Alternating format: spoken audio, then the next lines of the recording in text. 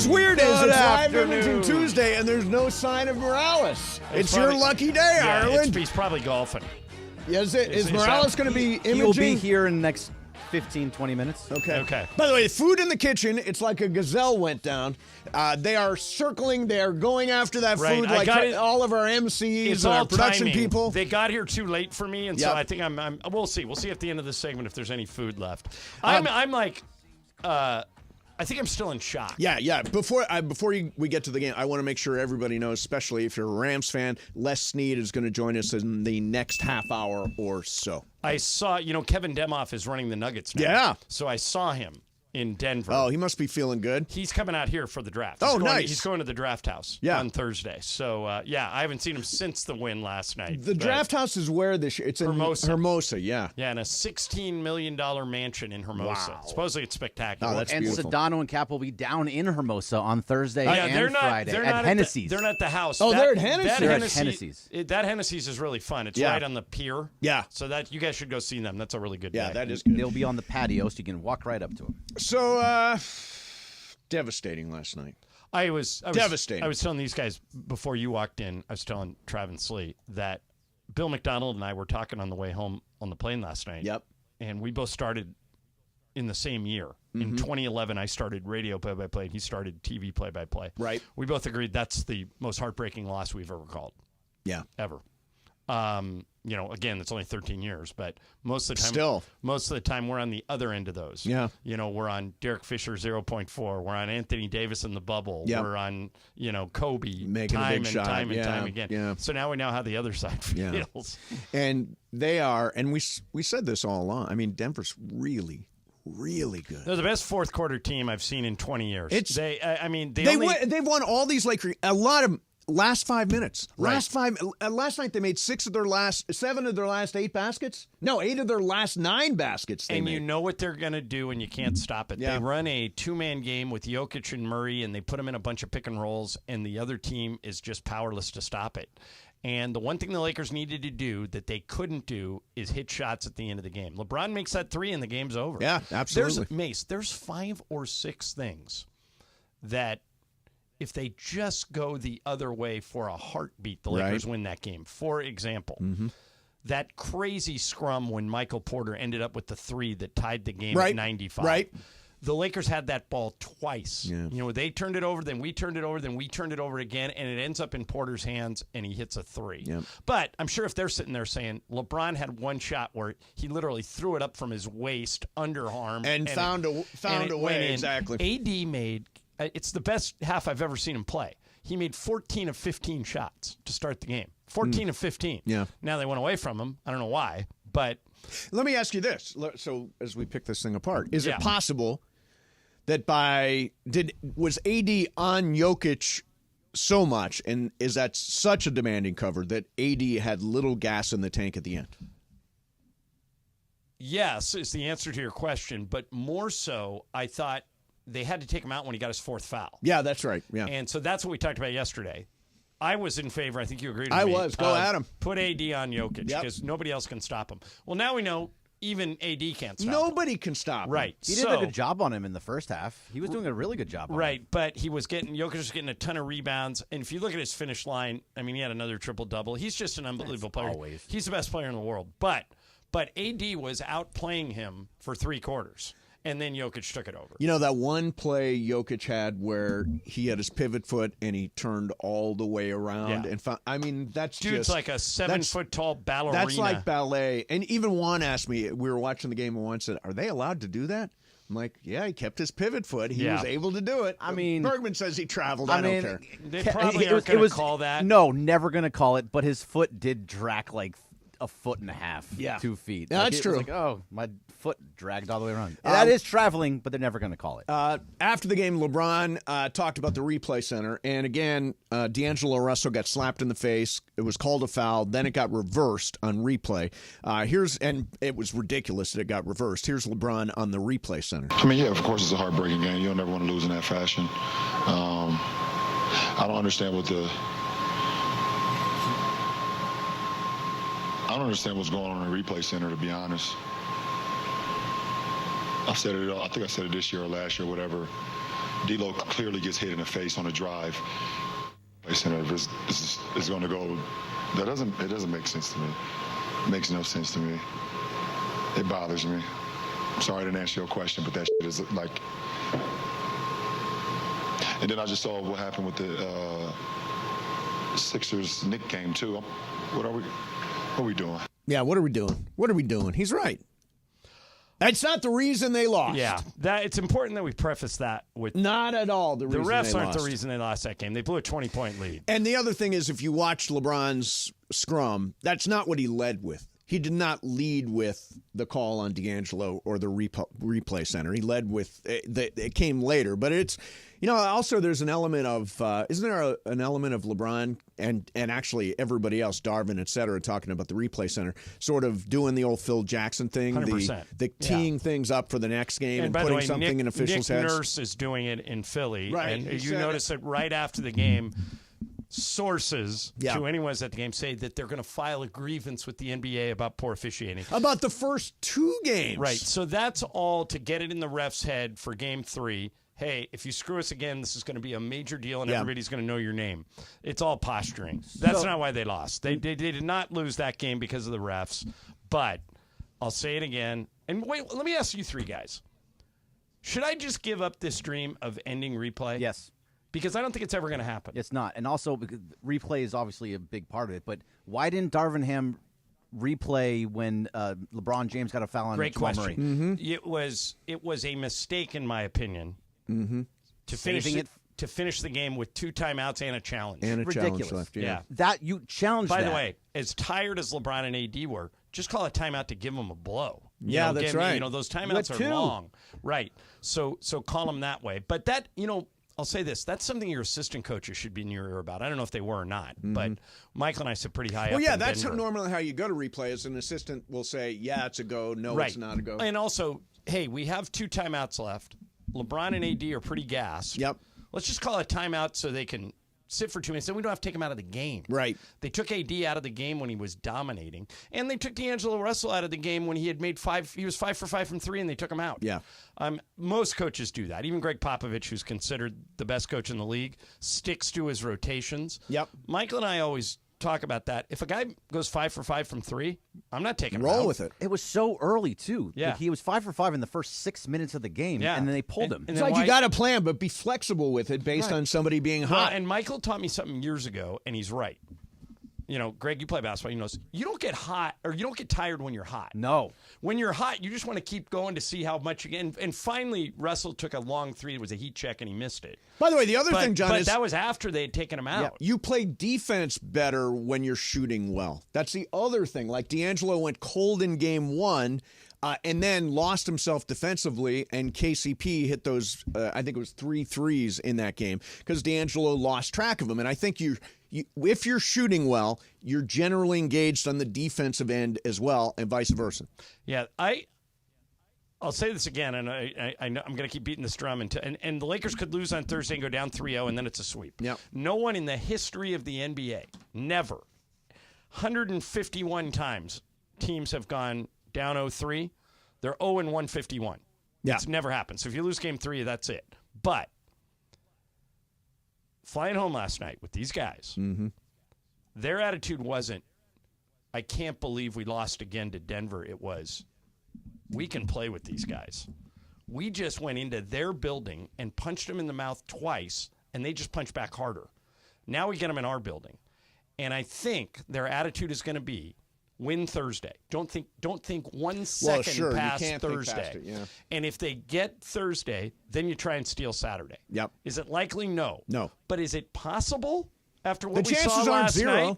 Right. To quote Jim Carrey, there is There a is chance. a chance. Exactly. So until then, until they are eliminated, I think like D'Angelo Russell is bordering on confident. Oh yeah, no, he came out and said, we're going to win this series. Don't worry. And more. I'll tell you this: the Lakers. 15 times the Lakers have come back from down 0-2. Down 0-1. 0-1. 0-2, I'd have to look, but 0-2, it's been a long time. But Kobe used to beat this drum all the time. He would say, and I think Phil said it, and it's basketball. The series never really starts until one of the home teams loses. And the home teams are 11-0 really in the playoffs in the NBA right now. There has not been a road team to win a playoff game. There have been 11 playoff games. Home teams are 11-0. Take one of the numbers you threw out yesterday. Once you're down 0-2, there's only a 7% chance historically that you're going to come back to win the series. Right, but if you're down 2-1, it goes way up. Right, and here's the thing. I got a feeling they're going to steal either Thursday or Saturday. Well, if they lose Thursday, I don't think they win Saturday. Oh, you think it's a sweep if they lose Thursday? Most of the time it is. That's what happened last year. They played a really close game. So then it's everything that's on Thursday. Right. I mean, that was basically their best shot. You were up 20 in the second half, and you lost the game. Right, like, but now you get it. Yeah, now you get them here. Yep. And so, hopefully, can they? The question we should be asking today is, can they win one game on Thursday? Yeah. I mean, they might not, but yeah, they could. And if they do, then the series becomes something. Yeah. But it's all about Thursday now. Yeah. And by the way, had LeBron's three gone in, had Murray's shot rimmed out, it's a completely different show today. Oh, yeah, completely different. All right, coming up next for you, Les Snead is going to join us sometime coming up in the next couple of minutes. In the meantime, let me talk about the L.A. County Department of Mental Health. My partnership with them is very, very important to me because, as you know, I've dealt with mental health issues, mental health struggles over the years, and you need somebody to talk to if things are going wrong. If you're feeling overwhelmed or depressed, struggling at work, struggling in your relationship, and you need somebody to talk to and you don't have that person, the L.A. County Department of Mental Health is there to help with a 24/7 hotline, 1-800-854-7771. Now, here's the thing. If you're in crisis, definitely call. If you want a service referral, definitely call. But if you just need somebody to talk to a little bit, 800-854-7771. The website is dmh.lacounty.gov. That's dmh.lacounty.gov. Your mental health is their priority. Let's have a brighter tomorrow, everybody, with hope and recovery and well-being. Mason and Ireland, 710 ESPN.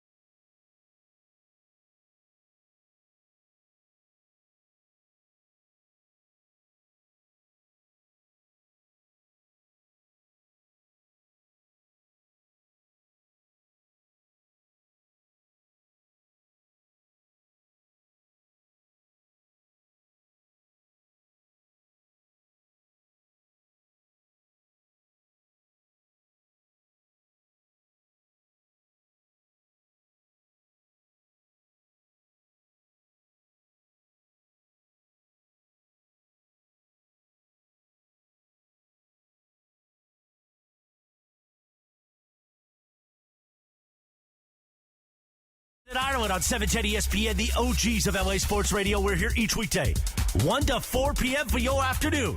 Sandwiched between Travis and Sliwa and Sonato and Cap. Mason and Ireland continues now. You can have anything. Are we still? This is Yacht Rock, right? Even without Morales, we're doing Yacht Rock? Why not? Oh, I'm He's for supposed it. to be here soon, so. He's going to show up. By the way, I'm so sore today, John. From your It was leg day yesterday. Yeah. Oh, God. So now you're sore top to bottom. Correct. Yeah. Now I am really, really sore. And I put out a podcast today with Katie O'Brien, who's an actress who got all pumped up and shredded for a movie called Love Lies Bleeding. She was trained by the same guy I'm working with, Steve Zim, and she was... We talk about it in the podcast. What does her the training phrase "Love Lies Bleeding" mean? That's an Elton John song too. Is it? Yeah.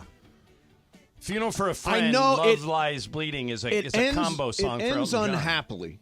Okay. The movie ends unhappily, so I assume I've never that must have something. I don't know. to Laura, do look with that it. up. What does "Love Lies Bleeding" Love mean? Lies Bleeding is rough. Yeah. So I'm after that first segment, I'm starting to get some social media reactions. Oh yeah. Rich says, "Love the optimism, John, but it's over." Corey Van Vector, "Sorry, Ireland. If you're just now realizing you can play with these guys after game 2, you've already lost. A team with championship aspirations should go in from game 1 and already know they can play with them." I think they did. And here's the thing for guys like Rich and Corey. They know, the Lakers know you guys have given up. Right. They know the media and the fans don't think they can win. Right. They think they can win. And that's good. Right. Now, I don't know if they can actually execute that. Correct. But their confidence is not gone. Your confidence, Corey and Rich, is gone. Theirs is not. And if you're a Laker fan, that's what you want. Yeah, sure. I also think it's over, by the way. I think most people do. Yeah. No, I think, I don't think you could find any credible media member that would now pick the Lakers. By the way, it's also the way they lost. Blowing a 20-point lead and losing at the buzzer is a really tough way to lose. And I don't question their confidence. I mean, LeBron's been in situations like this before. I just think Denver's too good. I thought they were too good before the series. I thought they would beat the Lakers. And now up 2-0, I'm even more certain. My whole thing of Lakers in 6, I really truly believed it as of yesterday, even when they were up 20. Yeah, but now you're I'm off. in the I'm water off. with Mason. Yeah, no, I'm off. I am. I'm the guy in a tuxedo on the Titanic. I am prepared You have to be. go down as a gentleman. I know you can't. You can't. But Right. Brian, I know Brian may or may not be with me. You were Lakers in 7. Are Brian, you still? throw out a tux. Grab a violin. Let's I'm right go. there. I'm walking the plank. You're I'm thinking, still- you're thinking, you still there? You're You're on the doing edge? insane. You're grabbing some other lady's baby. I'm still She's there. all I have. This series is over. It's beyond over at this point. It's super disappointing. The chances, I'll respond to Ireland this way. The chances are not zero. That's fair. 0.11 Facts. Not zero. In your mind, it's 0, but in reality, Correct. it's less than 0. Less than 0, exactly. Okay. All right. So Les Snead's going to join us here in any minute now. So we'll do that. I ran into Kevin Demoff in Denver. He's Yeah. running the Nuggets now. And I said, "So what are you going to do in the first round?" And he looks at me and he laughs. He goes, "I have no idea. I never know what he said, "We're talking about a lot of different things, but Les trades down a lot." Yeah, he does. So Trades up or trades down. He goes, "It will almost be a surprise if we kept the pick." But he goes, "We're right now we're going at it as if we've got the 16th pick, 19th pick. 19th pick." Yep. Do you want to see? Is there a position you'd like to see them draft? Oh, they got to go defensive tackle or edge rusher. They need help. Did you see on that defense. one story I sent you that there's a couple of draft nicks out there that think that if Bo Nix is still on the board at 19, they'll grab him. See, that story you sent, by the way, says if he's available in the second round, that would make they'll more grab sense. him. That would make more sense. I think they're going to trade out of that 19th spot. Don't Do you? you? No, I hope they do because Les with picks in the second, third, fourth rounds has done well. Is great. Pick is on the board. Dallas Turner from Bama gone. Latu from UCLA gone. That So you leaves want him to take a defensive edge rusher? Yeah, Byron Murphy, Jared Verse, Chop Robinson, Johnny Newton. By the way, Chop Robinson, a great name. Chop Robinson for especially an for edge a football rusher. player. Yeah. I've narrowed it. Picks. One of those picks. Now, Exactly, Les. Can I get a mythical money bet on whether or not from those 4 picks, I got the Rams pick? Sure. What are do the you wanna odds bet? I got the Rams pick? All right, what should we give him, Greg? 2-1?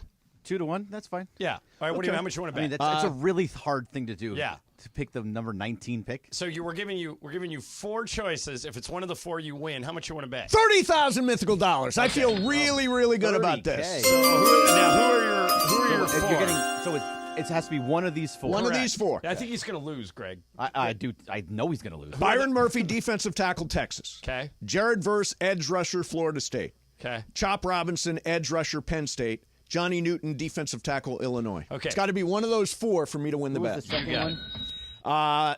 By Jared Verse, Jared Verse. Florida State. Okay, got it. Now, do you think Les will give us an indication of which way he's leaning? Why wouldn't he tell you? Yeah, I mean, No, I'm sure I think he'll talk in generalities, but if we know less, just studying his track record in the past, Yep. more picks the better with that guy. So Yeah. if you could take your number 1, your number 19, and trade it for a 2-3 or even a 3-4 Sure. with him, with Les, I'd do it.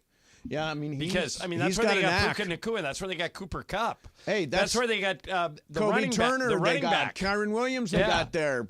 Yeah, I mean, that's where the Rams live. Yeah. Is they can find picks in the 2nd, 3rd, and 4th round, sometimes even later than that. Yeah. That turn out to be really good. What round did they get Kobe Turner?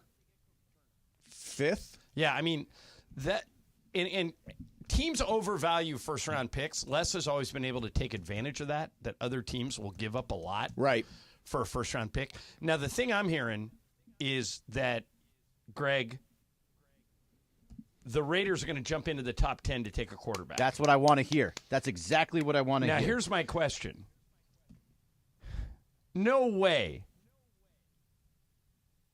that Washington trades out of that number 2 pick, right? Probably No. not. Because, but I would Jaden love it. Daniels was coached by Antonio Pierce. Oh yeah, the At Raiders Arizona would love to get State. it. They're not getting him. Hey, I don't think real they fast. can. Why don't we do this? Because Les is going to be a little bit behind. Okay. He's wrapping up and Okay. going to need a minute. So let's break.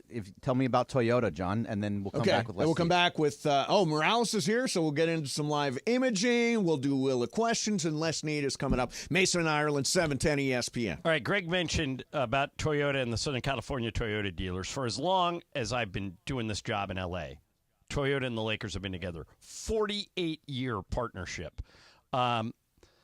Toyota and the Southern California Toyota dealers, year after year, deliver quality, reliability, and simply the best vehicles on the road.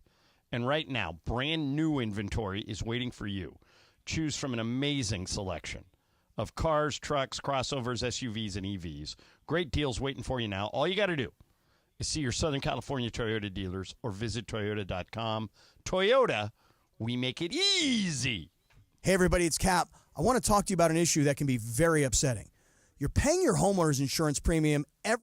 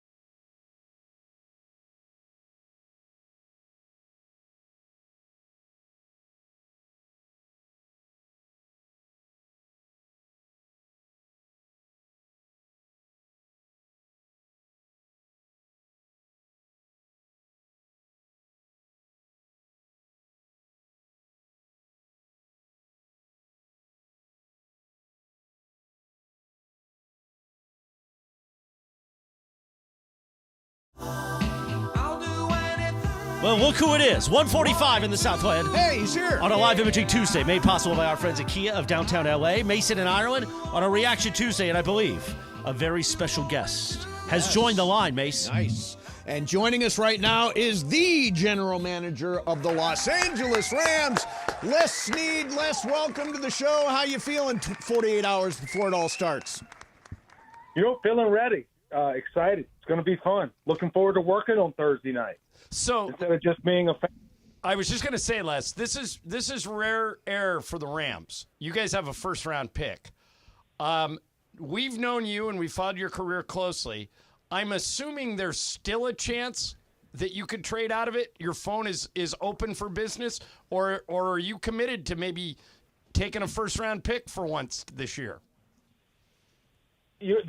That's a really good question. Here's what we're committed to try to make make a pick to, let's call it, be a net positive for the Rams, whether it's an offensive player, whether it's a defensive player. At the end of the day, you said it.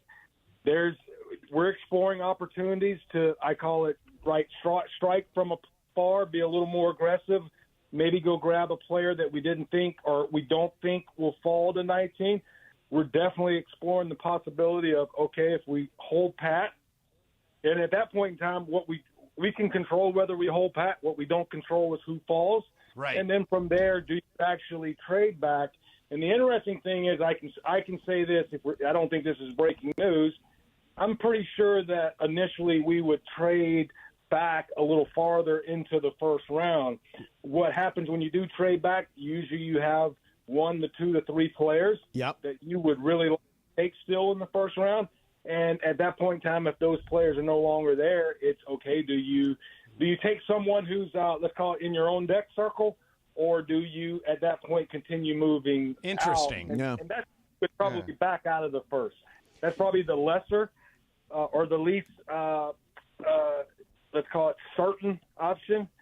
It's to not have a first-round pick that night. But that's how, if we ended up with just a second, we would probably say, you know what, we didn't pick in the first.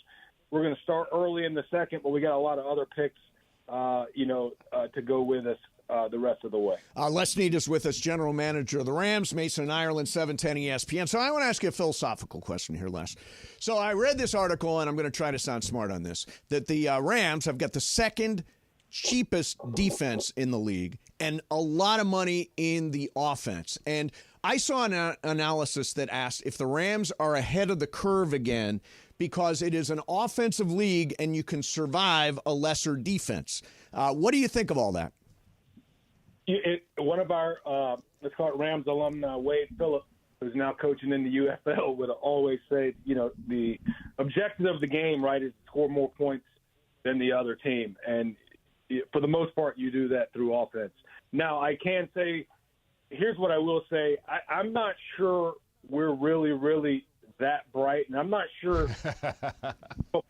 There's a lot of moving parts, and there's some variables, and there's some, if you want to call it, black swans, that it's really, really hard to truly say, hey, we're going to really, really control a very unpredictable ecosystem. But what is intentional is this, right? Our head coach is an offensive coordinator. Our quarterback happens to be right in the prime twilight of his career. We have a lot of players on offense who are in their prime twilight, even some young ones that came on. So offensive is important. It's how we're built presently, and I do think, right, helping the offense continue evolving, continue, let's call it, possibly being a little bit better than they have been.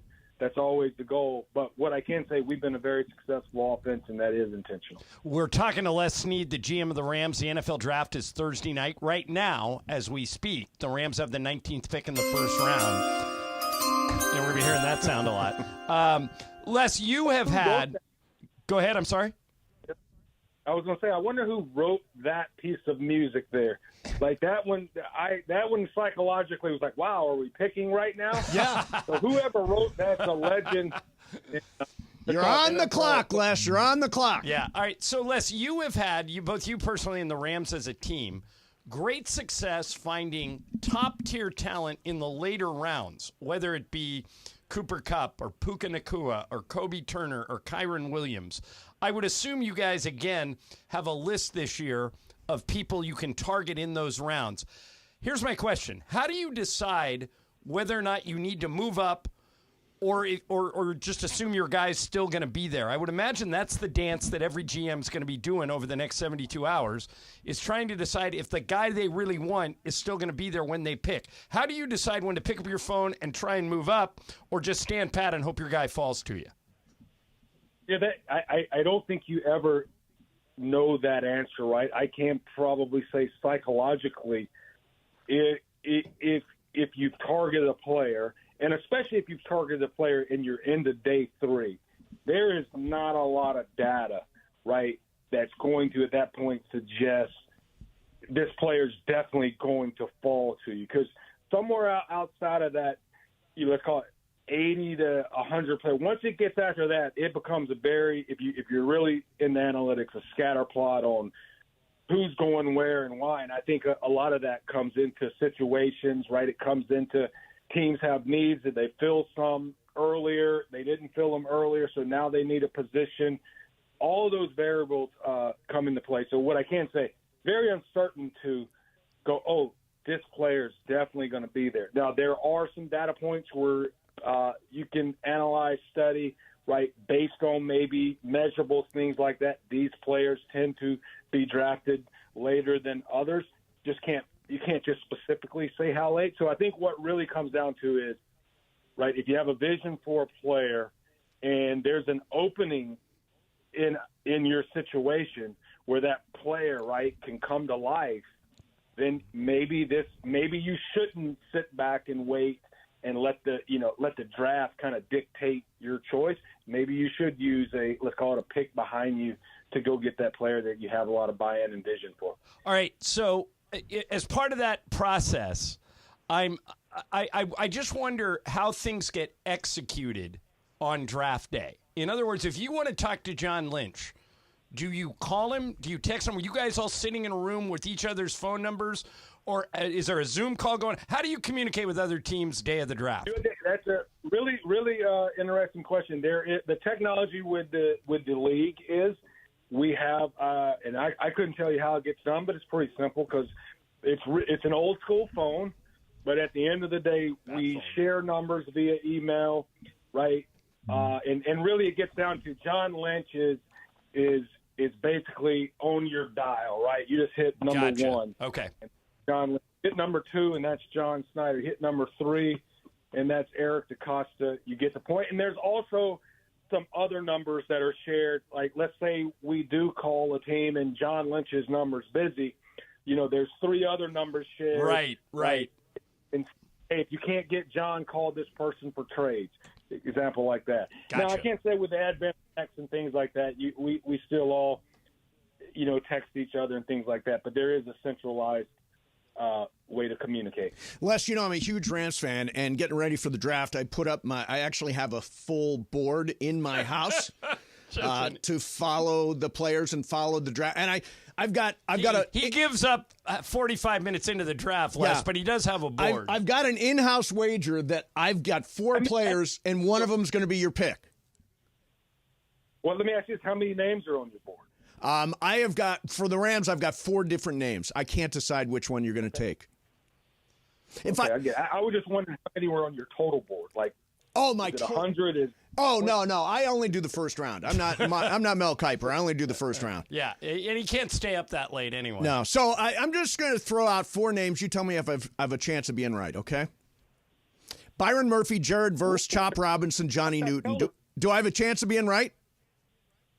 No, so what were your names again? Byron Murphy, Jared Verse, Chop Robinson, Johnny Newton. I mean, there's always a chance, right? Yeah. Always a chance. Always a chance. Yeah. And by the way, Les, you guys have this draft house in Hermosa Beach. I was just looking at pictures of it. Is that where you're going to be on Thursday, in this $16 million Hermosa Beach mansion? That is where we're going to be, for sure. So do you even get to enjoy it, or is your head so in the computer that you don't even know where you are? You know what? I can say this. It's probably somewhere in between. Over the years, I've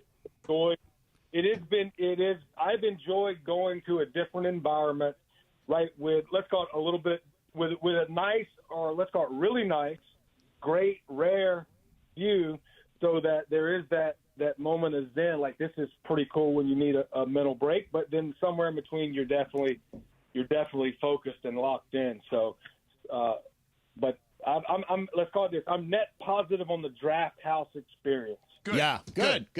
Well, listen, we will be listening, watching everything on Thursday. We will look for that sound. And can't wait to see who the Rams select at number 19, if you selected number 19. Hey, Les, great talking to you, man. Have a great draft on Thursday. Good luck, Les. Hey, appreciate it. Take the luck all the time. All right, there you go. See ya. I think he confirmed that one of my 4 names is going to be the Rams. He didn't tell you no? He did not tell me no. I think I've got a chance to win that bet. I got a chance. All right, so coming up next, we could do wheel. We could do 2 o'clock call of the day. Let's do the wheel and the call. Okay, let's do We'll knock them both We'll out. do the wheel of questions, and we'll do the 2 o'clock call of the day. Reaction to last night. Devastating loss for the Lakers at Denver. They blow a 20-point lead, and then they wind up losing in a buzzer beater. It was a tough loss. They're down 0-2 By in the the way, series. that was an amazing shot Jamal Murray made. It was. Anthony Davis made him completely fall away. And yeah. That guy's just a great player. Yeah. So we'll sneak 2 o'clock call of the day in too. Plus, it's Live Imaging Tuesday. We'll get some live imaging. Mesa and Ireland, 710 ESPN. Travis and Sliwa. All the way live from LA Live. Back Monday at 10 a.m. Like if you put all the stuff in a bowl, the chicken, the rice.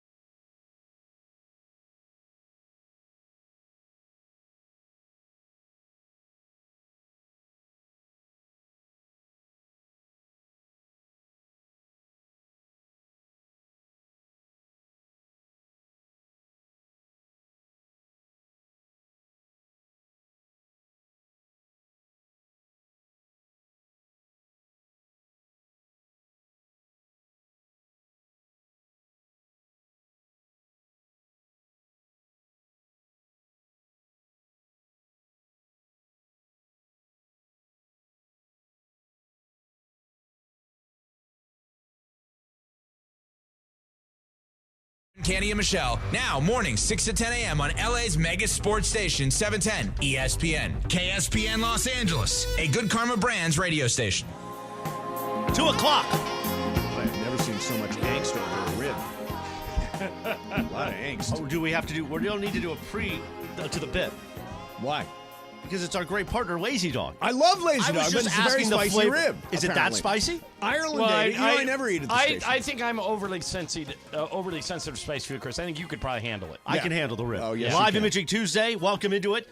Mason and Ireland, 2 o'clock. Now, I know we got Wheel of Questions, and we Yes. got our friends. I think we also got to do a 2 o'clock call of the Yeah, day. we got a lot working here, Chris. But our friends at Lazy Dog brought us lunch today. We love Beautiful. Lazy And we Dog. love Lazy Dog downstairs. The new one right here at LA Live. It's so good. Laura just told me in my ear. Oh, it's well, so good. You could have said that on the You air. could have said that on the air. Some new dishes. Laura, we gave you a microphone for a reason. I feel like it doesn't work half the time. No, it there. works. We can Some hear you. new dishes include the hot honey chicken, the waffle salad, which I have right here. Oh, nice. The sweet and spicy ribs, which I'm going to try in a moment, Okay. and the spicy tuna crispy rice. I'm going to actually Very try that nice. first. Let's okay. do this. You've got, This is we're the crispy taste rice. Chris has testing. a I had whole like 4 of them sampler there. That's a plate. crispy rice? So Yeah, it good. looks like interesting. avocado Yeah, toast. it does. It does. Oh, How Mace, is it? you want Good? some? No, I'm not going to share. Share it. Share it with Share me. that with you. Go share it with Mace, me. you want to share Yeah. the rib? You should have shared the rib. Mace, the let's share is the rib right now. spicy and I'm not a. It's Come good. here. Come here. For the bigger shot, it's over here. Come on, it's draft week. You just had It a is restaurant. draft It's week. draft week, so share a rib. Yeah. What is that? That Plus- makes total sense. Well, there's 2 ribs there. Why don't you just give one to Mason and That's keep one not for as fun. yourself? No, That's not as fun. They have to get it together. Get it over here, Mace. It's ready. It's there and waiting for you. The I'll sauce bite is this. good I'll too. bite this end. You would bite that end. Mason really, really doesn't want to do this. so don't want to do it. All right, here we go. They're Commit sharing to the bit, Mace. a He's coming rib. around the side too. Look at that. He's coming around Take the a side. bite of it. Oh, that's so sweet. Oh, is this on YouTube? Yes, Of course it is. That's a good rib. That's a good rib. Yeah, It's now- not now- super spicy. Okay, so that's what I thought. You guys, Chris, did you find that spicy No, or it's no? beautiful, beautiful. Okay. It's kind of got a little sweetness to it. You By thought the it was way- spicy? I thought it was, yeah. Oh. That could be a nominee. Forbidden year, just eating a piece of rib. Nice. Right. All right. Thank you to our friends at Lazy Dog. right, so- LazyDogRestaurants.com. Yeah, we All love right, them. so what should we do first? 2 o'clock call of the day or Wheel. Wheel? Let's do wheel first because I see some Spin that controversial wheel, calls. producer Brian Okay. Cohen. Hopefully it goes better than that 4th quarter last night. Well, you know I have to slip it in eventually. Yeah, of course you did. Of course you did. Eventually. All right, guys. So Tani broke the record for most career home runs by a Japanese-born player over the weekend. Yeah. So my question: Who had that record? Hideki Matsui. From the Yankees. Yes. Okay. So if you guys could break any record, whether it be in sports or not in sports, This is good. what would it be? Okay, so I think the most unbreakable record is probably AC Green's consecutive game streak. Yeah. 1,190 consecutive games. But that doesn't come with any, like, he won championships. But if you say you want to break the Cal Ripken record or break the AC Green record, you could play in a lot of games and not win a lot. Right, right. So I would probably stay away from that. What do you think is harder now in the year 2024? 300 wins in baseball or Joe DiMaggio's 56-game hitting streak? Which is harder? Nobody's ever having 300 wins again. Ever. I don't think so either. Nobody. What but nobody's all. So I actually think it might be DiMaggio. Nobody's ever touching that record. The highest active which number one, of Greg? wins, I think, is like 220. 56 game hitting streak. It's never being touched. Well, wait a minute. Pete Rose got to 44. 44. Yeah. What, in 1970 something? Yeah, Benito Santiago in the 90s got to 35, I think. And now with the social media era and all this, But would you everything be going out, shocked no if way. if Shohei had a 16-game hitting streak? I wouldn't. No, I wouldn't be shocked, but with all the pressure, I'd bet that's on out it, there- actually. No, Ipe would, not you. Ipe would do the betting. My boy Ipe. What about records from other sports? Like, Um, I wouldn't want to break the NFL rushing record because you'd get the crap beat out of you. yardage record for quarterbacks in the NFL. Yeah, but that's just going to get broken every year. 5,100 or something or Yeah, other. that's going to be broken every year. Hershiser's record will never get Oh, broken. Hershiser How about consecutive this? inning streak. Yeah, for sure. How about this? Wilt Chamberlain, I score 101 points in a game. Never happened. Oh, I thought you meant the other thing. Well, wait a minute. Kobe scored 81 I know. in like 2008. But listen, he's the only That's guy gonna that be can sniff broken. of 100. That's going to break soon. You think The what? 100 point- 100's going to be 100 points, broken? that'll get broken. There was like a month where there was like 4 guys scored over 60 points. Right, but again, there is a ceiling. No, 81's the it's highest not. we've seen. Yeah, although, Greg, you're right. There have been more like 60 and 70-point games over the past 3 or 4 years. It's going up. And with the threes, Yep. like somebody like Steph gets hot, and, if he makes 15, like the record for threes in a game, do you guys know what it is? 12? 14. 14. Do you know who holds it? Clay. Clay Thompson. I could see Steph. If Steph hit 15 threes, that'd be 45 points just on threes alone. Could he get the other 55? If Anthony Edwards learned how to shoot a 3 much better than he has now, Right. he could do it. On that 300 wins question, by the way, is there anybody in baseball now that even has 200? Do Verlander and Justin Kershaw? Verlander has got 200. Actually, he's got 258, but he's 38 years old. What's Kershaw got? Kershaw, like right Kershaw around 200. is 210. What's Max Scherzer? Scherzer's 213. So those are the three. Yeah, and then there's a big drop to Garrett Cole, 145. I don't think anybody can get there anymore. Yeah, nobody pitches like complete games like they used to. But Yeah. Cole actually stays in most games past the 5th inning. Although not this year. Well, he's been hurt. Yeah, he's done for the year. For the year? Yeah, he's done for the year. He had surgery. Oh, wow. I was told he was coming back in like August. Year. Wow. If I could break any record, it would be I would break the record for most Oscars, which would be 5. 5 Academy Awards. Wait a minute, That that's would be it? awesome. Yeah, for actors, that's the most. Is it? Katharine Hepburn has 4. Doesn't Nicholson have 4? 3. So Hepburn's the only one with 4. Only one with 4. And Meryl Streep has the nominations. 3. Right. Yeah, she holds the record for now. But I want that 5th Oscar. All right. I want that 5th I just Oscar. thought of You need a first Oscar. Greg, true. I need a just first thought one of another first. one. A record I'd like to have. Yeah. Okay. World's fastest man. Oh, that's great. Because everybody would know. 100 meters? Although I don't know who the world's fastest man is right now. Michael would know. It's not It's Usain not- Bolt? Is it Bolt? I would assume it was Usain. But I'm glad Mason went there because that's kind of where I wanted you guys to go. Like I was like, ooh, PGOT, but there's 2 people that have it. So then I was like, okay, Golden Mike. You say PGOT? What's a PGOT? Pulitzer and then the EGOT. Oh, wow. Wait, who are I the, never who heard are the of 2 that have it? You guys, hold on. I've heard let of me the Google. EGOT. I've never heard of the PGOT. PGOT is a new Google thing. it because I was like, ooh, I know people have the EGOT, so who has also a Pulitzer? And then I Googled it. So It's give me a probably Lin-Manuel Miranda. second. See, PGOT. PGOT, acronym, Hollywood industry, list of EGOTs. Well, EGOTs, there's a handful of EGOTs, people. there's like 17 EGOTs, but Right. I don't know. That's Emmy, Grammy, Oscar, Tony. But you brought up PGOTs. What Which is is a Pulitzer. Which just adds the Pulitzer right? to And it. who's got that? I am Googling it. Right Okay. now. Yeah. Usain Bolt is still the world's Still the fastest. world's man at fastest man. 9.58 seconds in the 100 meter. The only thing you really need in your life, Mace, is that host of the year Mandy's trophy. Oh God, I want to. But I'm pushing Better for than an John Oscar. John for this year. No, I would give it to Mason if I won. That's fine. but I it would won't- not accept. It your won't say his charity. name on it. You wouldn't? I would not accept your charity. What if I put your name on it instead of mine? Okay, then I'll do it. There you go. Yeah. No, I really want I to will win take this it year. to the trophy I'm place. I'm and always give a it to you. bridesmaid. Always a bridesmaid. Never get the big prize. Dave Singer says Johnny Vandermeer 2 consecutive no-hitters will never be broken. Although that kid from Houston got into the 6th inning with a no-hitter. I think second, that could be second broken if no-hitter. some guy has like wicked Just stuff. goes on fire, yeah. All right, let's do 2 o'clock call of the day.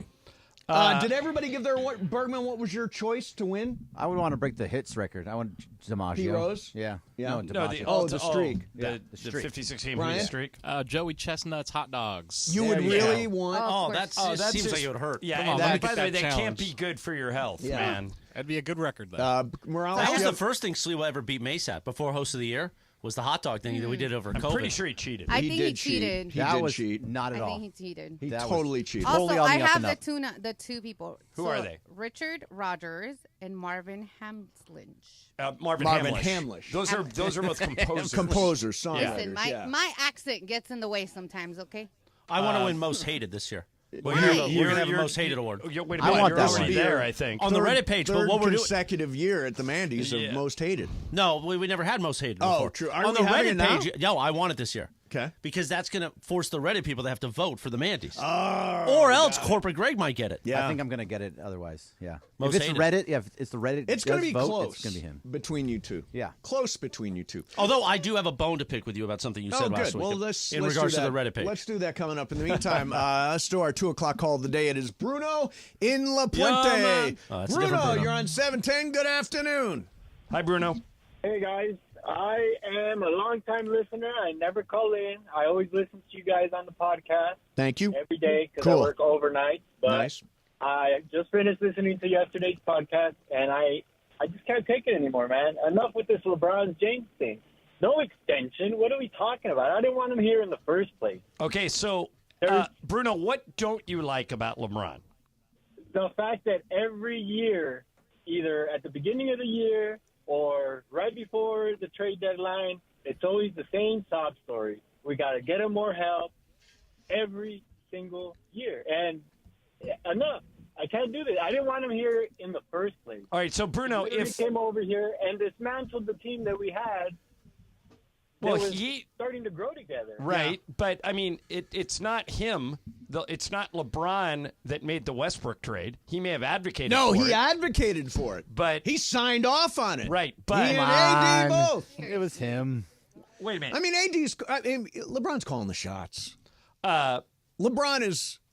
There's no basketball player with more power over his organization than LeBron. But Bruno, here's the thing: basketball, as I've said a million times, is an entertainment product. LeBron's entertaining. I mean, he gives you a reason to watch the games. Last night, even though we lost, was a thrilling game. Yeah, it was. And without LeBron, LeBron kept us in that game in the fourth quarter. If you realize if you get rid of him, we can't replace his money. We're over the salary cap. So if you let him walk, you want a team without LeBron next year? Absolutely. I'll take that. I'll suffer the years until we can build something that's actually going to win what you say all the time. Championship. Right. But he also says star effing driven town. Yeah, but nobody Star effing driven town, yeah. Star effing driven town. Nobody in the NBA right now has as many championships as LeBron. Maybe Steph. Yeah. And Steph and Hey, Clay Bruno, and those how guys. old a man are you? I am 38 years old. So do you remember the hellish attempt to rebuild the 6 years, of Nick awfulness? He's 38, not 12. Absolutely. Oh, I just wanted to check his age first. You're okay with that? When we had Van Exel and Jones, I still remember. Well, when that. we had Van Exel and Jones, we were winning 50 So what games a did year. we get- When we and didn't what did we have, get from that? but when we didn't have LeBron, we were winning 20 games a year. Bruno, here's where your argument Okay, falls that apart. doesn't matter. If you're not winning championships, then what are we talking about? Okay. So, but Bruno, here's where your argument falls apart to guys like John and Sedano. Is you can't say that you never wanted LeBron here because it was really bad when LeBron got here. And he did everything he promised, including winning one championship. The problem now is he hasn't won an 82-game championship since 2016. And he's tired. He's fatigued at the end of games. So your argument can't be that you never wanted him here because you had to have him here. He brought everything, right? He And brought by the AD. way, without LeBron, you don't get AD. Right. Exactly. Yeah. And you won a championship, no matter whether 2020 and reduced season, fine. Now it becomes what's the future. Bruno, thank you, and thank you for listening. I wanted to update you. Shadano sent this. I was under the impression Garrett Cole was done for the year. Apparently, he could return June 1. He's increased that's his what I thought. throwing to distances of 90 feet. Wow. That's what I thought. Sedano Yeah. correcting you in the 2 o'clock hour. Helping me. How does it feel? If I was you, I would tell him, who are you, George? No, Hey, why don't you go back he's to a- Miami, he did us sucker? a favor. He's a guy with a fact that's useful. That's all. I tell him, you're not allowed to even look at me until 4:20 p.m. That's what you say to Sedano? That's what, if I was you, he's my agent, I can't say that to him. Yeah. But if I was you, I would say that to I him. like Sedano. No, you don't. Yeah. Oh, my God. You're always stirring stuff. I love Sedano. Who here loves Sedano more than me? Me?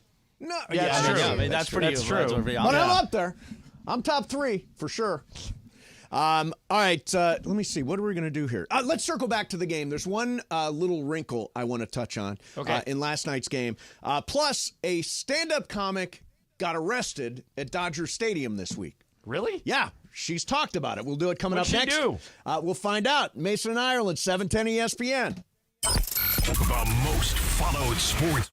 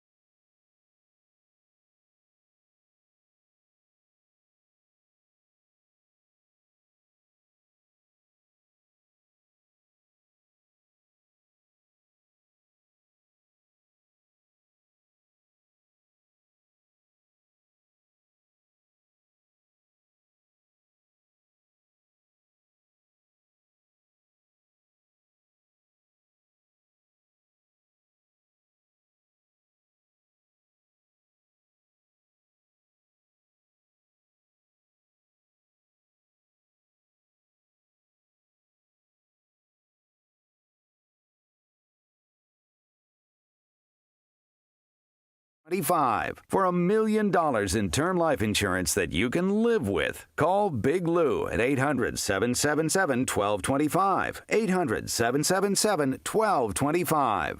She'll say, oh, he's just a friend. Oh, he's not just a friend. I'll say, oh, never just a friend. Maybe they're going to share some ribs. Ooh. Like Mason I just did.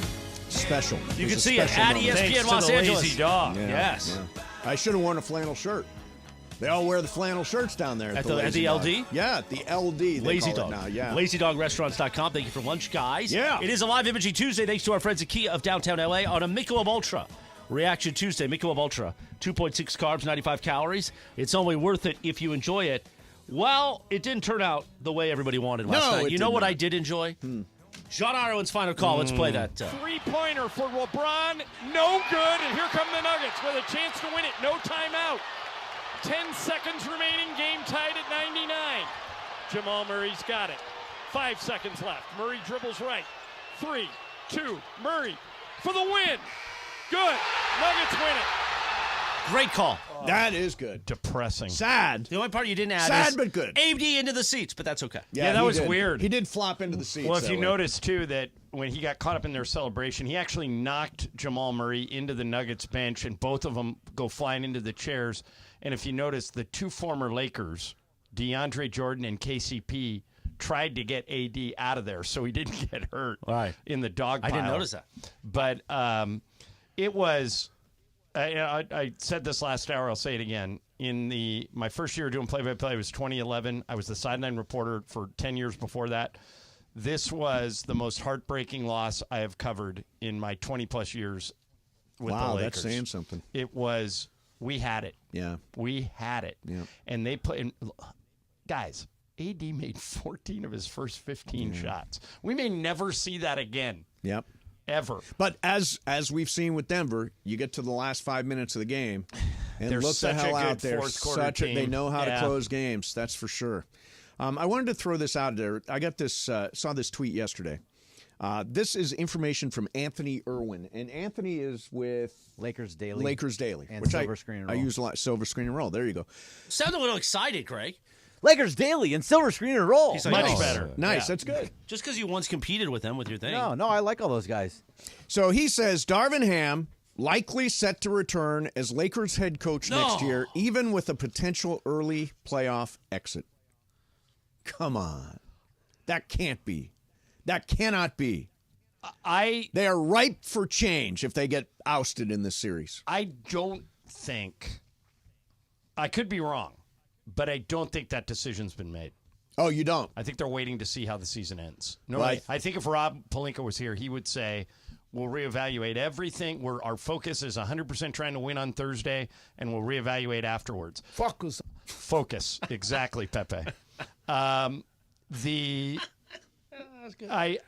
be surprised if that decision has already been communicated. If the season to ends others. on Saturday, you cannot possibly keep Darvin Ham. Well, you could. Well, you could. It would be stupid.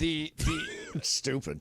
I know most fans have set sail on the season. It's over. Yep. The Lakers aren't there yet. Right. They're not thrown in the towel yet. No, nor should they. They have a level of confidence after beating the Nuggets for 47 of the first 48 minutes yesterday. Yep. You know, when Murray hit that jumper, it was their first lead since the first quarter. Wow. It's a good time to get it, though. I mean, if you Yeah. It was a good spot. Yep. Good spot for it. But I would say, not to... What's that? I said with 0 seconds left. Yeah, that's a pretty good spot. That's a good to get spot. it. Not to poo-poo Anthony Irwin's report, but I think it may be premature. Right. I think that those decisions will all come after this playoff run is over. We with all the smoke and we ain't ducking no fade. Not ducking no fades. Yeah, I would hold off on making any proclamations over who the coach is going to be next year. Good. That's encouraging.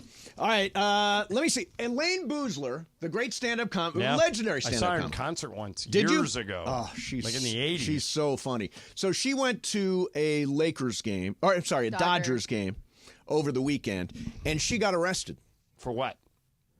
Let's find out. I don't know how your Sunday went, but I'll bet you it was better than mine. Here are my wrists after being handcuffed for 2 hours at Dodger Stadium. That's right, I was arrested. I didn't know that your bag coming into the stadium had to be clear, and I was so excited to bring my new little baseball bag into the stadium, which is so adorable, and my baseball socks. I'm a baseball fan, and nowhere did I see it say it has to be a clear bag. You should let me in. No terrorism. The terrorists have obviously won. And I said, terrorism? I've sung the anthem here 5 times. I've been in the booth 50 times. I've done everything extra for Dodger Stadium a comedian can do. Oh my goodness, I played in the Hollywood Stars game 10 times. Just let me in with the bag. No, you can't come in. And it got heated, but quiet. I did lose an F-bomb, but it was quiet. And unfortunately, the guy at the gate was that kind of guy with just a little bit of power. Just a little bit of power. Oh, and that's boy. the most It's dangerous. one of those. Guys with a little bit of power. Barney Oh, Fife. So she wound up in handcuffs. Now, I would like to point out. But she must have been pretty obstinate because I had an incident at Dodger Stadium a few years ago where I brought a friend. Jack and I were going to the game. Yep. And I brought a friend of mine. Yep. And he had, my friend smokes, and Yes. he had a pack of cigarettes, but inside the box, Yep. he had 2 joints. Smart. So It's good play. When we came in, they said, empty your pockets into that thing. They went through his cigarette They box? did, but they didn't arrest him, but they told him he couldn't come in. And I said, I don't think you can arrest him because it's not illegal. It's not illegal. but It's not what allowed Elaine, at what Dodger Elaine Stadium. did was not illegal.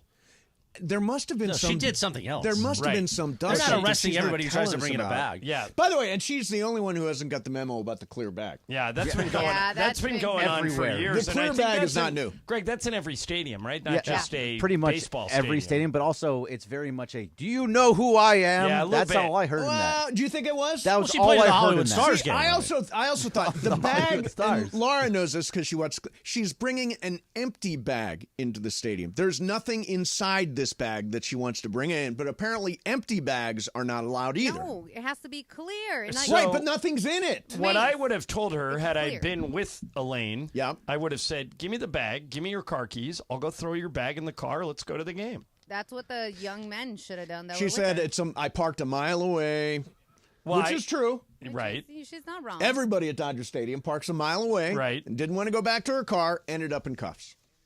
That seems like a big leap. It I was is. going to say, were those the only 2 alternatives? Yeah. Well, she didn't Either want to go walk. back to your car or go to jail. Yeah, she didn't want to Dodger go back jail, to the no less. car, you know. And the thing is, like I told Mace, maybe she was trying to catch a ball too, because the little bag looked like a little mane. What happens at Dodgers jail? You're allowed to bring your mitt to a game, right? You're allowed to Yeah. bring your mitt, but not a bag. Not a bag that looks like one. Yeah. Where is Dodgers jail? Dodgers jail is Well, yeah, I located. wonder where it is. Do you think they have do you think they have an actual cell? I Three think they. rows underground. It's like Philly. They've always got a courtroom going Right. in their at No the windows. Yeah, they have an actual cell at the vet. Yes. Or, and I think it's called Lincoln Financial Do- Field do- now. Inside the jail, Ross Porter's Hall of Fame speech just plays over and over again. Oh. It's just brutal. Welcome to Dodgers jail. Would you like to take a shot at the jail trivia quiz? I'd like to take a shot at prison trivia. Oh, God. All right. Coming up to... my mom and not stepdad Leo got completely duped on something. And it's shocking. Oh, no. But Did they end up in completely handcuffs duped. like the comedian or No cuffs. Okay. But they got scammed. They got Old people scammed. scam. Yep, I will man. explain that coming up for you. In the meantime, everybody loves a good thrill. And right now, at Commerce Casino and Hotel, the world's largest poker room is ready for you in the heart of L.A., and the World Series of Poker is coming to the Commerce Casino and Hotel on May the 10th through May the 24th. You can take in the first WSOP ring event outside of Las Vegas in 2024. Visit commercecasino.com for more details. Love Commerce, great food, great service, great hotel rooms, and, of course, great poker room. Take a seat, get right in the action. And, by the way, one tournament like this can change your life. Come play your game, check out a show, and win big at the Commerce Casino and Hotel. Mason, Ireland, 7.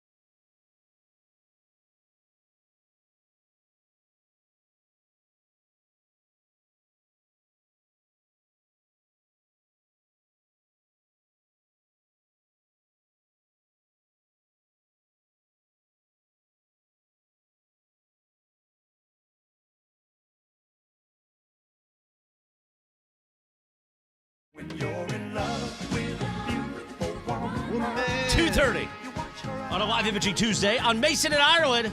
Yeah. Tough loss last night. Said Michelob Terrible Ultra loss, reaction terrible. Tuesday. Dr. Hook, Chris. Oh yeah, great song. When you're in love with a beautiful woman, gotta watch out. Oh yeah. You know what I mean? Everyone's trying to blow on Did your Yachtly dice. Crew cover this? I'm trying No. to remember. No, this is not one of their songs. Speaking of Yachtly Crew, real quick. Yeah. Because I remember on April Fool's Day, we should have switched formats. Like really did the bit and call it 710 the Yacht. Oh, and the if Yacht. that's I like the that. case, this was on our content committee call yesterday. Okay. If we switched format, like for real, what host could do the format? And let's just say it was a music format. Well, no, that was my point. It's a music format? Let's say it was a general talk format. Like we just General talk? Well, general talk Mason would be the best. Yeah. Yeah. But you and I would be great. But in I General think talk that together. the only show that couldn't do it, because I even think Evan, Canty, and Michelle could do a regular talk show. Absolutely. Or it'd be disc jockeys on a music station. Hey, everybody. Hey, everybody. What's going on? 2:31. Travis and Slewa couldn't do it. Well, I don't know if they have the music, love of the music. Take out like the music. We do. So let's say general talk. General talk? No. Probably not. Because Slee would somehow still get back to the Lakers. Lakers fans. It would be subject today, Nick Van Exel. Let's go through it. Right. Yeah, I mean, that would be Slee. I don't know that Slee has got the breath.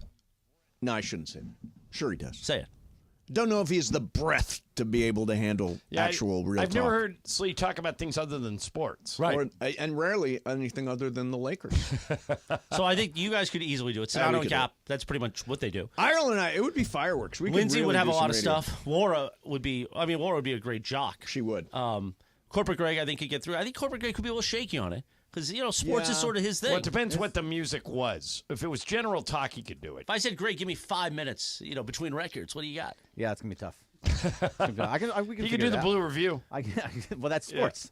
Yeah, That's the whole exactly. point. Yeah, I think I could do it, but that's not my jam. That's not my. I'll tell you, I loved being a disc jockey. Brian back in the Cohen day. could It be was like fun. the night guy in WKRP. Oh yeah. Venus Flytrap. Yeah, and he's just always got a doobie going. Yeah, you know who I there you go. You know who I wanted to be? I wanted to be Gary Cole on what was the name of that show? He was like a talk show. Oh, late Midnight night- Caller. Midnight Caller. He The was a theme- talk show host who solved Yeah, crimes. in San Francisco. It was awesome. My parents used to watch that. Gary I Cole, highly underrated. Very actor. underrated. Talladega Nights. The Hilarious. West Wing. The West Wing. There you go. He ran for president on the West Wing. Yeah. Bob Russell, Bingo Bob. Yeah. I saw Gary Cole the other night on Dodgeball. Oh, that's He right. used to play by play Yeah. guy with Jason Bateman on Dodgeball Dodgeball. is such a great movie. Yeah. They're talking about Dodgeball too. Why not? Yeah, why not? Sure. Let's dig up every old idea and try to do it again. So my mom and not stepdad Leo are at that age where they're very susceptible to scammery. This is so weird because my mom called me today and she said, I keep getting final notice, call this number. I said, absolutely do not call that number. No, do not. Yeah. Don't Well, get so in how'd there. they get your mom and Leo? So they're taking these Kelly Clarkson weight loss gummies. Okay. And she's That already doesn't sound like a great idea. well, no, because she got really thin, right? And What's so in they're- them? They're like, I have no idea. So I have they no like idea what they are. thermogenics? But I looked them up, and it turns out there's an endorsement on Facebook by Kelly Clarkson saying, try these gummies. Right. It is all AI. Kelly Clarkson is Never not did it. endorsing Wow. gummies. My mom asked me afterwards, she said, I had to buy them from some Chinese company. I'm like, well, there's your first hint. Right. It's not Kelly Clarkson. So you've got to be very, very careful now. You heard did you hear the Steph Curry AI thing that came out? No. Yeah, Somebody made up fake Steph Curry. Yeah, do you have the right? So we had this. This was right after they lost their game, their play-in game, and this circled around the internet. This is not Steph for real, but listen. Man, where do I start? Clay was out there building a brick house, going 0 for 10. I mean, how do you score 0 points? He was working real hard to make sure CP3 never gets a ring. And don't even get me started on Draymond. He beat Jordan Poole's ass for making fun of LeBron's bunions and ruined our team. He should retire immediately and fight Jake Paul. As for me, I'm calling up LeBron and going to the Lakers. Can you imagine? Me, LeBron, AD, and Bronny. And KD, we know you like switching teams, but no, you can't. Okay. Wow. Does that not sound Wow. like Steph? Yeah. Now, if you look at the pictures, it is his mouth matching up to those words. That's freakish. Yeah, it is. Horrible. You can make anybody say anything now. Somebody did it to LeBron and sent it to me about a week ago, and it wasn't actually LeBron, but it sounded just like him. So AI is pretty scary. Did he rip the refs in that one too, or no? No. Oh, okay. I was just wondering. But while the refs weren't the reason, Chris, that the Lakers lost that game, I do agree with this. The replay center is not working. I agree with that. I just don't think it was the time to bring that up. That's fine. It wasn't the lead of the press. It wasn't the lead. It came up the later. Hook. It's the hook that's going to get blasted out. Yeah, I just think that we're stopping the games to replay these calls and then still not getting them right. Why are we stopping the games? Let's just kill it. I agree with. Yeah, I'm in agreement with that. By the way, this was interesting. So LeBron is holding a grudge. This was from what podcast? Do you know what this is from?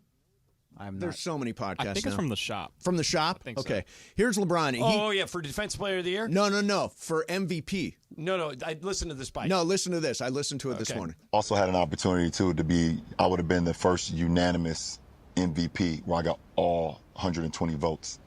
But I got 119. Yeah. Do you know who the one vote was? Yeah, I know. Carmelo. There was the one vote he voted for Carmelo. But it was a writer in New York, man. No, it was a writer from Boston. Boston. Of course. Boston gonna Boston. Of course.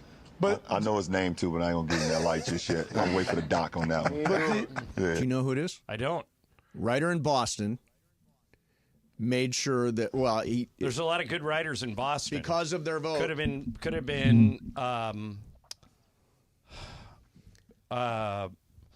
been Chris Forsberg, could have been Chris Mannix, could be Bill Simmons. Oh. Could be Gary Washburn. There's a lot of guys. Scalabrini. Could be a lot of guys out there. Yeah, a lot of possibilities. So holding a grudge there, like I do with the Mandy Bob Awards. Ryan could be Bob Ryan. I doubt it though. See, I know how I feel that way with the Mandy Awards. Why? I feel, you didn't come within one vote.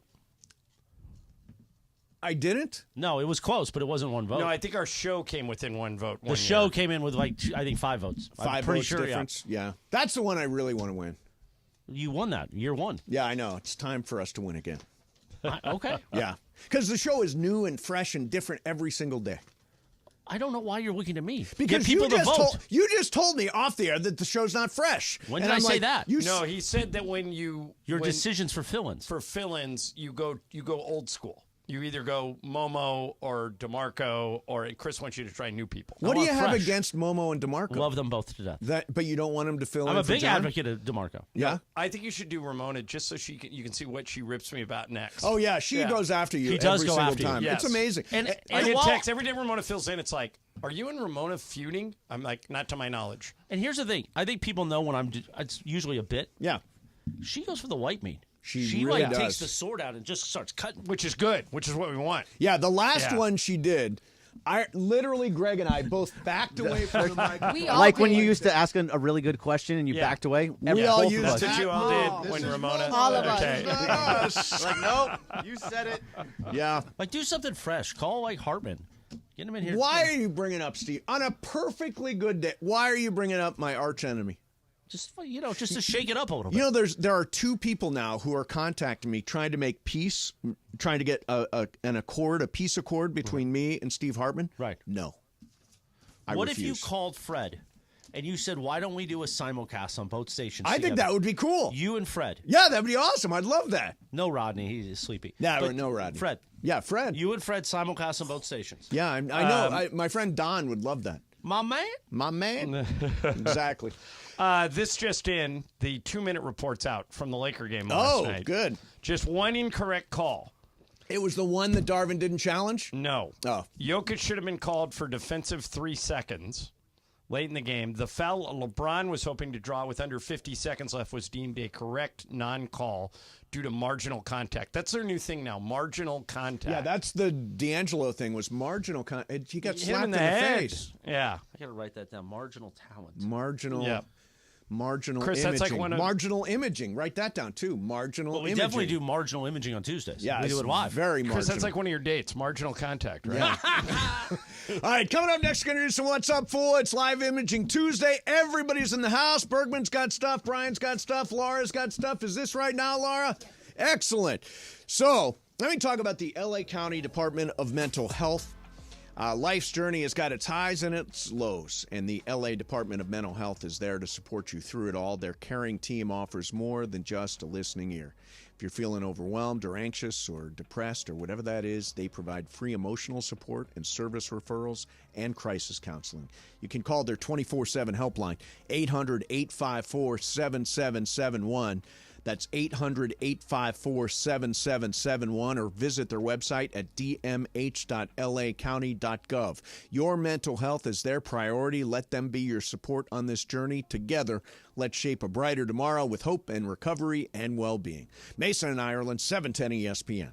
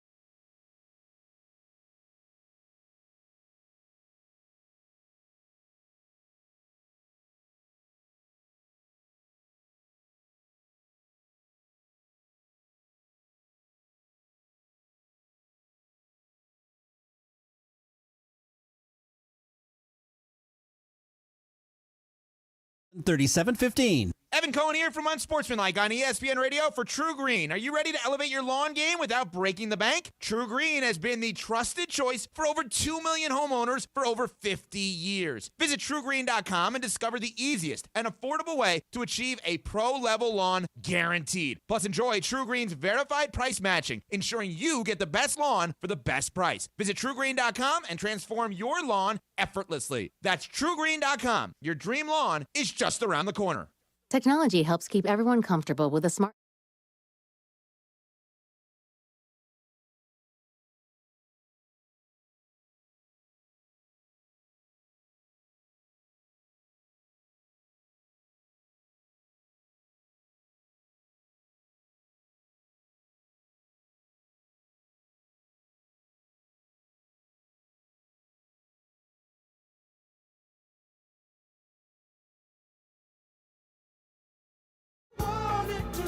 Never put a human being in a bag. That's what I learned from this off-air segment. Hold pulled my headphone out. There you go. One of the patron saints of Yacht Rock, the great Kenny Loggins. Kenny Loggins. I love the weekends of just listening to Yacht Rock, the Do Yacht you Rock listen channel. all weekend long? A lot of times the Yacht Rock channel on Sirius. I'm a big Alt Nation guy. I like the Alt Nation station. What am I leaving out? Kenny Loggins had, Chris, 5 years. What do you mean, of course he does? You're listening to Alt Nation? I love Alt Nation. Uh-huh. What do Tell you me mean? an artist that plays off Noah and on. Khan, Uh-huh. Imagine Dragons, Foo You're just Fighters. listening to Alt Nation no, these all weekend. are all Alt Nation Can you acts. see him listening to Alt Nation all weekend, Oh my John? God, I listen to Alt Nation all the time. No, I think he listens. It's one of his buttons, is what it is. Oh, come on. Lumineers. Noah Khan, I'm going to see at the Hollywood Bowl this year. I'm bringing everybody with me. He's got that big song, Season of the how Stick. many, how many people have, Just Brian, have that's it. confirmed? Me and Brian. Yep. Okay. Me and that's, Brian. That's everybody? Tell you If it what was we'll be any doing other during the day. show. Yeah. Oh, yeah, you know. What were you saying, John? I'm sorry. You got taken. I lost my train of thought. We were talking about the Phil Hendry documentary Oh, on yeah. Netflix. So good. Everybody should watch it. Yeah. Yeah, he for my money, funniest guy on the radio ever. Phil Hendry on the Culture Pop podcast Monday. Can't wait. He was great. He was great. Was he? Yeah, he was When great. is the all one the voices, with, all when that does stuff. one with Emily drop? Tomorrow. Okay. Yeah, tomorrow the Emily podcast drops. Emily, our Emily? Our Producer Emily, yeah, our Emily. Are you trying to get her as your producer too? No, Oh. we've got Bergman. And Laura. And Laura. Okay. And Brian. We're overproduced. Remember the years? Remember for those morning show years when you were mad at us because we had two producers? You're like, "Where's our producer? Where's our second producer?" Exactly. No, we got two now. Oh, So you going to introduce what's up for? Or are you going to? Oh, that's right. 245 at the 247 at the Southlight. Hit the thing. What's Up, Fool is brought to you by Dos Hombres Mezcal. It's fate. It's friendship. It's Mezcal. Dos Hombres. Take it away, Kobe Craig. Thanks, Morales. All right, so Pharrell Williams has a music-focused promotional marketing service called P.Inc.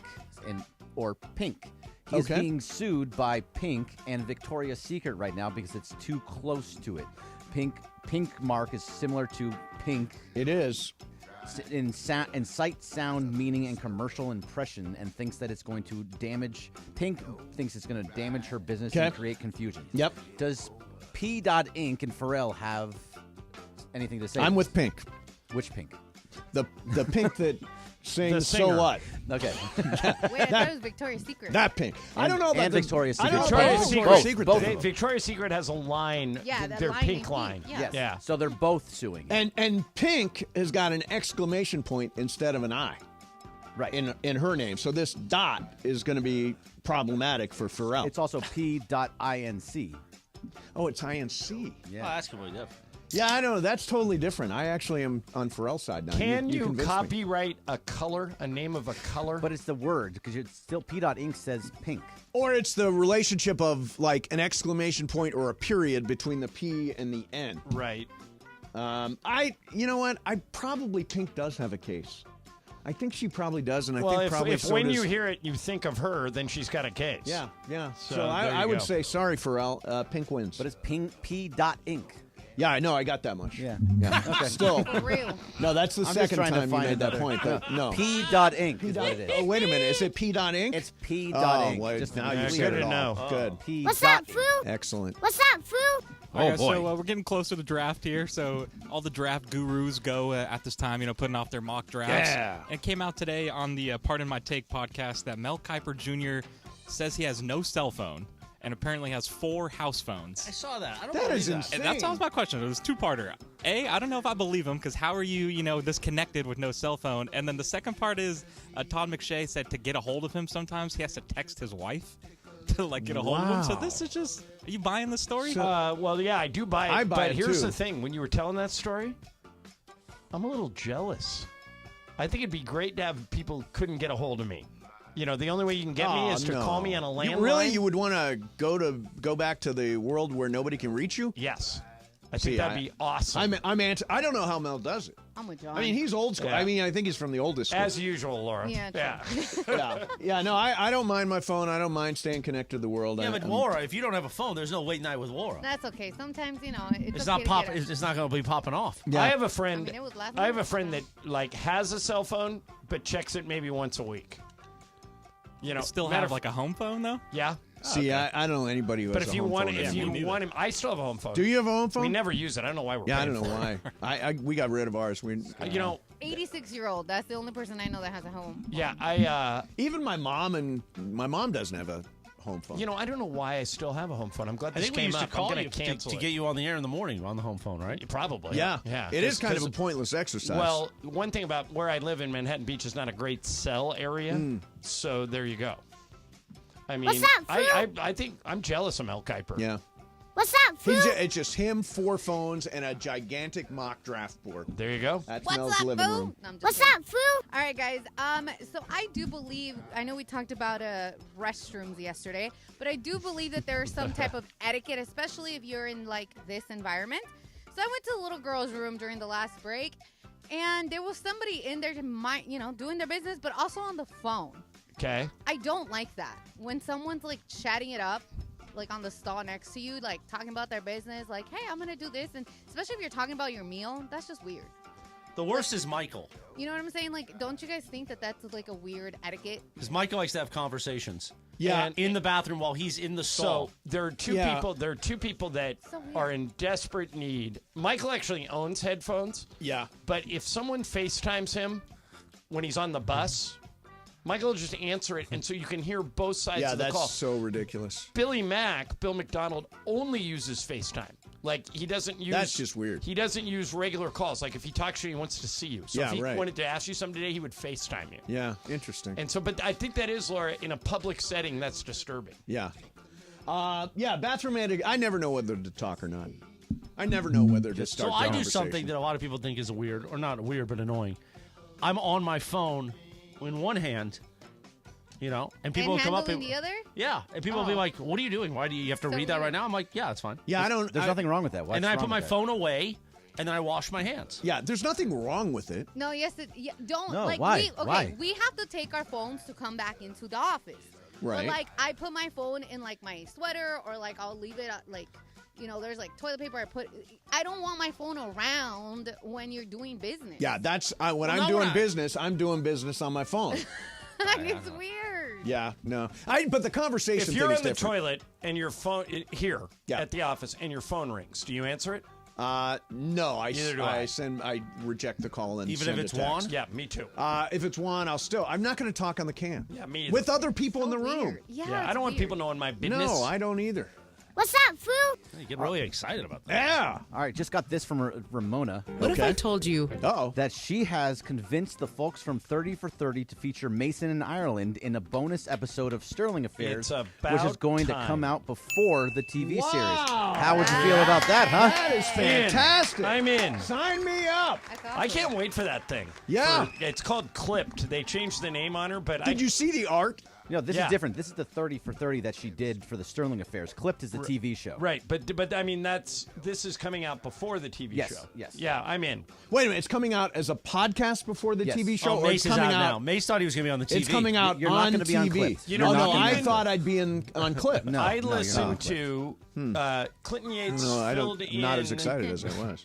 Clinton Yates filled in for Pablo Torre on Pablo Torre Finds Out, Right. and his guest yesterday was Momo. Oh, really? Talking about the TV show. Nice. And Momo said, now, she came up with this idea. It's her project. Yes. She said that she's in one scene, but they cut her line. Really? Right? I mean, how can you cut How Momo's can line? you She cut- created the whole She's stinking the thing. executive producer. She said she didn't care, but she's in it, so we're Yeah. going to see her. But Oh, good. you... well, I thought we were going to be on FX all of a sudden. Now, apparently, we're just going to be on a podcast. well, we got to start somewhere. Yeah, we got to start somewhere. There you go. I'm happy to do it. I'm in. Yeah, Not I'm in. anymore. You don't sound happy. It's not as She's great trying as to I do thought it something was. nice for you. No, and I said, appreciate oh, it a yeah, great yeah. deal, and I cannot wait to be on the podcast. But I thought we were going to be on TV. By the way, Clinton Yates is the host of The Daily. The Daily, yeah. And you could soon be able to get to that from our ESPN LA app. Oh, that's Wait nice. a minute. So was that...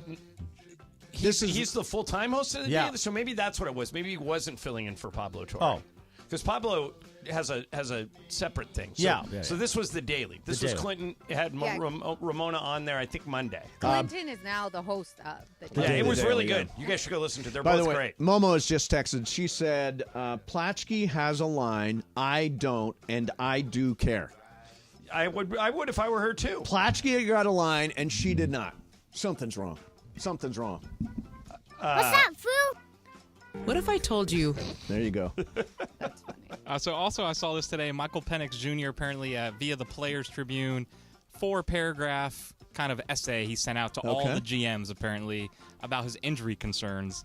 And the line that's kind of got pulled out is, truth is, I'd be more worried if I've never been injured. We don't know. We don't all come back the same.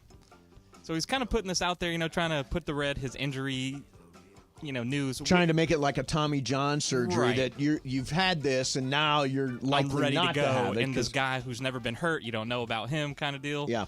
Are you in favor of Michael Penix kind of putting this out to all the GMs that like this quote of, hey, I've come back from injury, I can do this? Brian, if you're up for a job ever, you should aggressively pursue it. And that's what Michael Penix is doing. If you don't tell your story, particularly with something as serious as an injury history, someone else is going to tell it for you. Yep. So I applaud Michael Penix. I think this is Very smart play. Yeah. Yeah. By the way, Greg, I wouldn't mind if the Raiders took him. I think you would trade back to get him. Yeah, Raiders are at 13. I think he'll still be there. Yeah, but I'm saying he a lot of people have him as second day guy, so you might want to trade back for him, get some additional I think when there's the draft run capital. on quarterback, so he'll go in the first round, probably towards the back. Right. So, but however you get him, you get him. And that's a guy you want. You don't want Bo Nix. The team I hear is going to trade up, and what I would look for here is for them to trade up into the top 10. Is Minnesota? Yeah, Minnesota's got to replace Cousins, and they may try and take J.J. McCarthy. So I think if they keep an eye on about the 8th spot. Yeah, don't forget Thursday and Friday you can join Shitano and Cappy live from Hennessy's. That's cool. Which is Thursday right, and Friday? and Friday, Oh, which is wow. right By the next way, to the Rams Chris, draft party. Have you been to that Hennessy's in Hermosa? Once, All many years ago. It's next to 30 other bars. Nice. So it's on a part of Hermosa, which is just right at the pier. Nothing but bars, all open air. Fantastic. People should go see Sedano and Cap that day. That's a great spot where they're at. Good. I tried to get you this Saturday at the draft house. Yeah. They Couldn't get it? They didn't want you there. They didn't want me there. Yeah. Oh, interesting. That's a Is it 'cause of $16 Cappy? million No, house. they said that there's history with you. And You want me to text Kev? See if I can reverse that? Sure. Did I tell you I ran into him in the hotel in Denver? Yeah, you just said it last hour. Yeah, he's running. Kevin is now running all of Kroenke's sports the Nuggets, teams. the Avalanche, Rams, all of them. all the soccer Not the teams. same story. Yeah, all that Yeah, stuff. it is. Yeah, it was the Nice. same story. All right. Come on, man. What? What? You are so lucky that John still wants I to work with you. agree. I agree. I don't mind that. I do tell the same story a lot. Yeah, no, he does. He does. I mean, without If John, Ramona was here, she would make a point. Without John, what do you got, man? What do you got wait a without minute. John? Normally, it's like a story from 2 years ago. This happened to be a story from 2 1 hours o'clock. ago. Yeah. So you got to. There you go. Yeah, exactly. All right, Exactly. coming up next for you, one of the big problems with the Dodgers is the bullpen. Yeah, that's true. Also, can you get thrown out if you don't say a word? Yeah, that's a good story, too. Yeah. We'll do all that stuff coming up for you. It is a live Imaging Tuesday, Mason and Ireland, 710 ESPN. Coming up today at 4 p.m. It's the LA After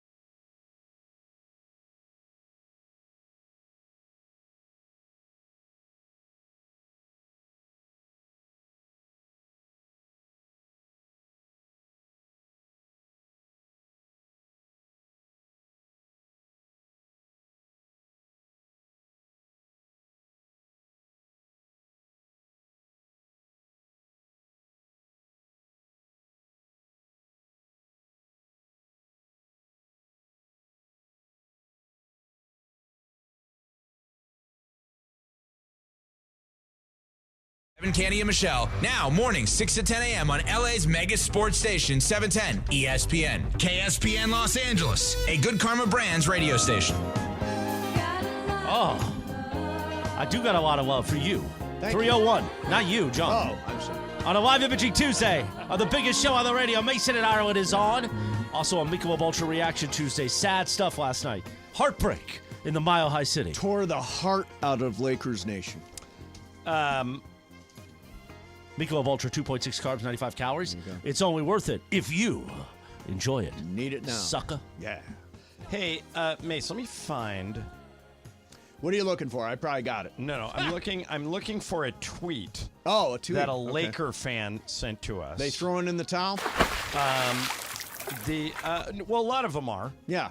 But You here can't it come is. back from that last night. From JR. All right, you ready? Yes. Change coaches again? Every 2 years, change the coach? What are we doing here? What is wrong with some of you Laker fans? We would officially be the laughing stock of the sports world. You keep them in build. Stop firing coaches every other year. Now, this is directed at you. Yeah. You're the one advocating It's a it. really tough job to be the head coach of the Lakers. And if you are not successful, and for example, if the optics are that you go out in the first round in a sweep or in a gentleman's sweep, to me, it's required that you make a change. It has always been a win or you're fired job. Yeah, but I it's think a tough this guy gig. JR makes a really good point. I just said it to Chris while you were in the bathroom. We talk while you're away. Okay, good. so since I'm Phil glad you're Jackson communicating. retired in 2011, Yep.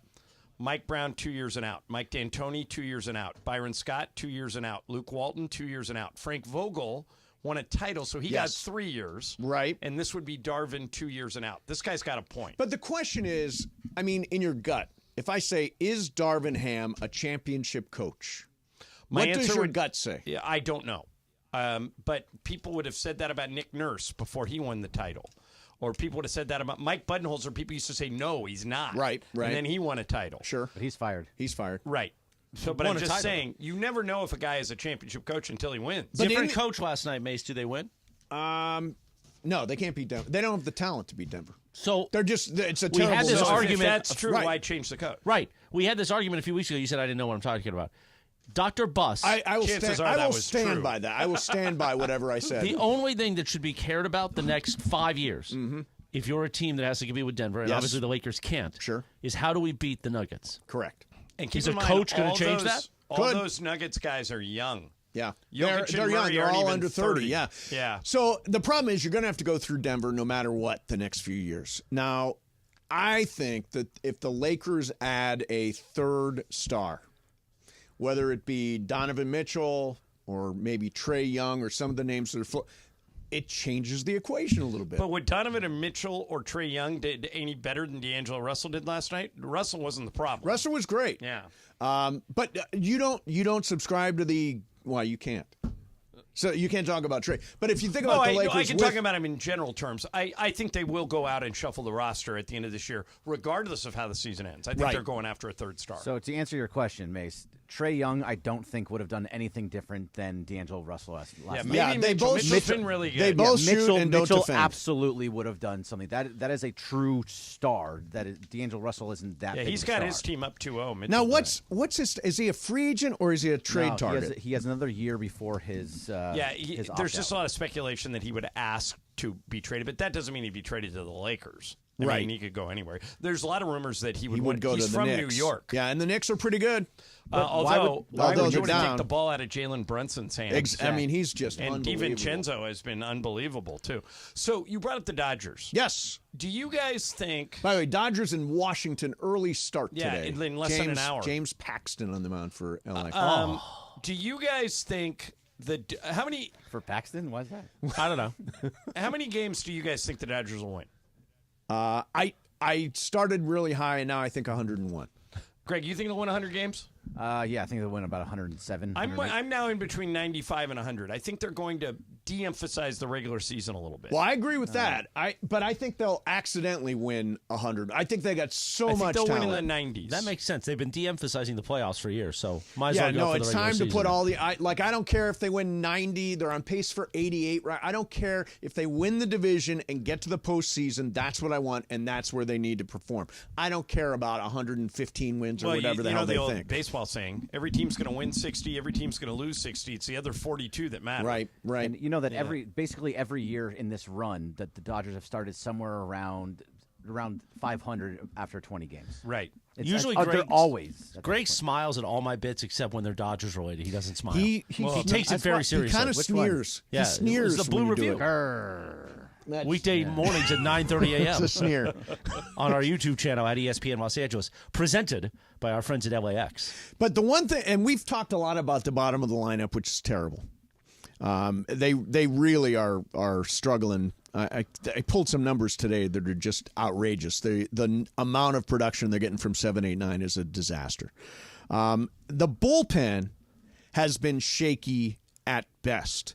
They're waiting for Brewster Adderall to get back. And Bergman, you say mid-May? I think mid-May. I think it's May 18th or 19th. He's eligible to come off the 60-day. Blake Trinan, who's always hurt but is rehabbing at OKC. He's in OKC. They want him to at least pitch in back-to-back games before they bring him back. And the guy you can't use anymore, at least not right now, is Ryan Brazier, who's been a mess. No, he's been a mess. I think Parker actually on the Blue Review had a stat that it was 7 of 7 runners inherited have scored. God. And he's also given up 6 runs, so he's allowed 13 runs. That's crazy. The only reliever that I really Joe Kelly's put together a string of scoreless innings, so I'm okay with that. He gave up a couple against the Mets, but he's fine. And Evan Phillips is great, absolutely terrific. So those are the only 2 pieces of the bullpen I like right now. Not Daniel Hudson.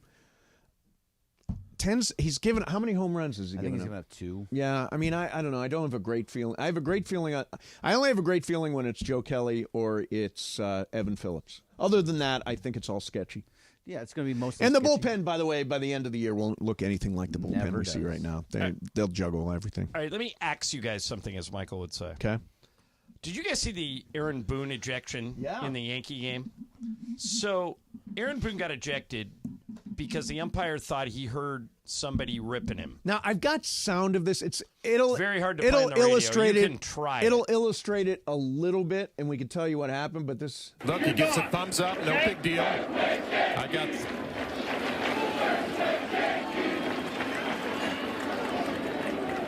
Aaron, you're done. He threw him out. You're gone. I don't care who said it. You're gone. I mean, Hunter Wendelstedt is so off base for that. I don't care who said it. You're gone. He said. So you've taken me where I wanted to go. So afterwards, Hunter Wendelstedt is a longtime Major League Baseball umpire. His dad, Harry Wendelstedt, was a baseball umpire. After the game, they said, "Why'd you throw Aaron Boone?" And by the way, John Boy got into this, and it's clearly a fan that was sitting right above the dugout. Yeah. Aaron Boone said nothing, literally not one word. And so they asked Wendelstedt, "Why did you throw him out?" Aaron, we've got video now. That was a fan. And here's what Wendelstedt said. Apparently, Aaron thinks there was a fan right above the dugout. This isn't my first ejection. In the entirety of my career, I have never ejected a player or manager for something a fan has said. I understand that's going to be part of the story because that's what Aaron is portraying. I heard something come from the far end of the dugout. Had nothing to do with his area, but he's the manager of the Yankees, so he's the one who has to go. What an idiotic response. Why not just say, how about, I'm sorry, I screwed up. Misunderstood. That's on me. I'll do better next time. Umpires, Greg, have this, and this is why we're going to go to an electronic strike zone, too. Absolutely. They have this thing that I'm right, you're wrong, and I don't care if the facts don't support my argument. Yep. And I don't know why they continue to do this. No, they do it constantly, and they don't have a consistent strike zone. There's nothing good about these umpires anymore. Right. Everything they're doing. Well, and there's is that about one guy, Angel Hernandez, that just keeps calling strikes that are right down the middle balls. Right. And so this is behavior like this is why we're going to have an electronic strike zone at the start of next year, in my opinion. You think it's starting next year? Yeah, they're already doing it in AAA.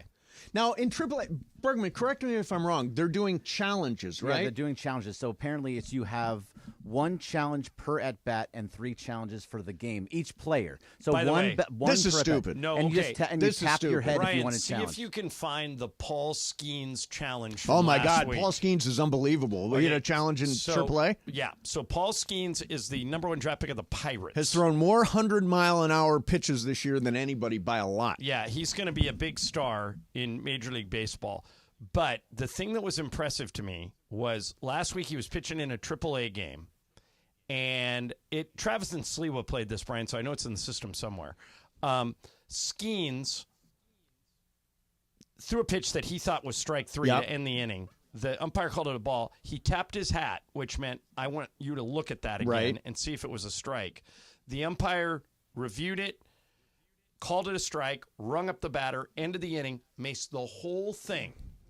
The whole thing took 10 seconds. 10 seconds? Yeah, like it's the opposite of what happens with reviews in the NBA. Let me ask you this. They've got it down to somehow that I'm okay with. The NBA would have stopped the game, thrown to a break, gone to the monitor, looked at it for 5 minutes, talked among themselves, comes back.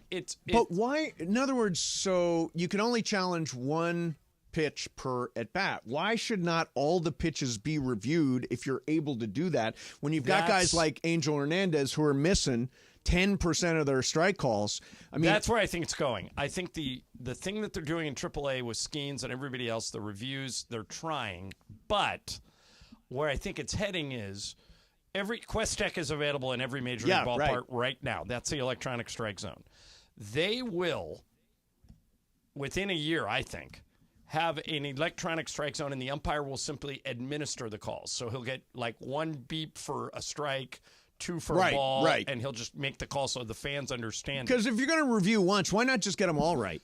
Makes so much more sense. Well, you know me, I'm against reviews in general. But this isn't a review, right?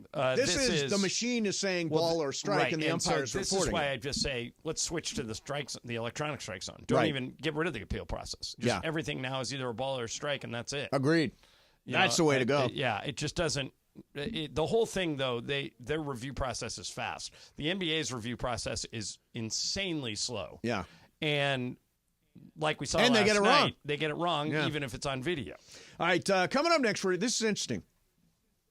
Oh, that's romantic. Me and Morales sharing a rib. Yeah, that's the highlight photo for the day. Oh my God, that's ugly. Cappy's going to be jealous. I'm sure he will. I'm sure he will. Is he I just here sent today? I sent it to Juan. Is he at the East Central now? You do not have Juan's number. I'm going to send it right now. Show me the text. Just sent it. Yeah. You're on it, though. Got it. I put Good. you on it, too. All right, coming up next, what color will Kayla Williams' nail polish be Thursday night? You can actually bet on it. Really? Yeah, we'll do that coming up next. Mason, Ireland, 710 ESPN. Speaking of the East Central Hotel, you know that's Cappy's home away from home, my home too. When we're staying in downtown L.A., it's a contemporary hotel with an authentic L.A. vibe, located in the heart of downtown L.A. across from L.A. Live, Crypto.com Arena, Microsoft Theater, and the Convention Center. And whether you're just staying by yourself or you're sharing a rib from Lazy Dog with one of your friends, the East Central Hotel, downtown L.A., has the largest rooms of any hotel in downtown. The TVs are beautiful. They got the giant hand where you can put your keys, your accoutrement, bam, and have a lovely evening at the East Central Hotel. Maybe you want a little cocktail before you go to sleep. Go to the Nixo Lounge overlooking Fig. It's beautiful, especially on these spring, summer nights coming up. You take a lady friend there or a male friend or any friend, and you say, hey, let's have a cocktail at the Nixo Lounge, shall we? The East Central Hotel, downtown L.A. Call 213-748-1291 and get your room today. Maybe you meet up with TV's Clinton Yates at the Nixo Lounge. Yeah. You never know. The East Central Hotel, 213-748-1291, East Central Hotel in downtown Los Angeles. Entertainment's official address.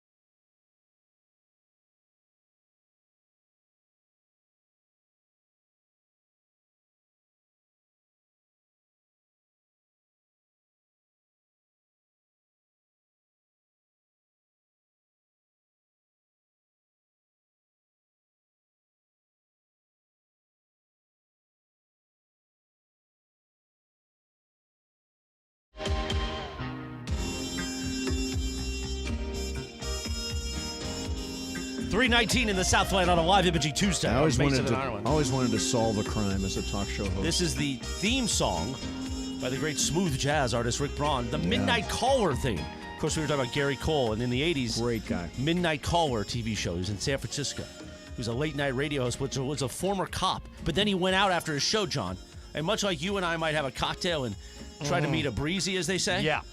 Not him. He was trying to solve crimes. He'd solve crimes. No kidding. Oh, yeah. He was going to Chinatown. He did the old 7 to midnight shift and then solved a crime. He was going to Little Italy. That's a day of work right there. Yeah, exactly. That's a great show. He's going into the Tenderloin. Into the Tenderloin.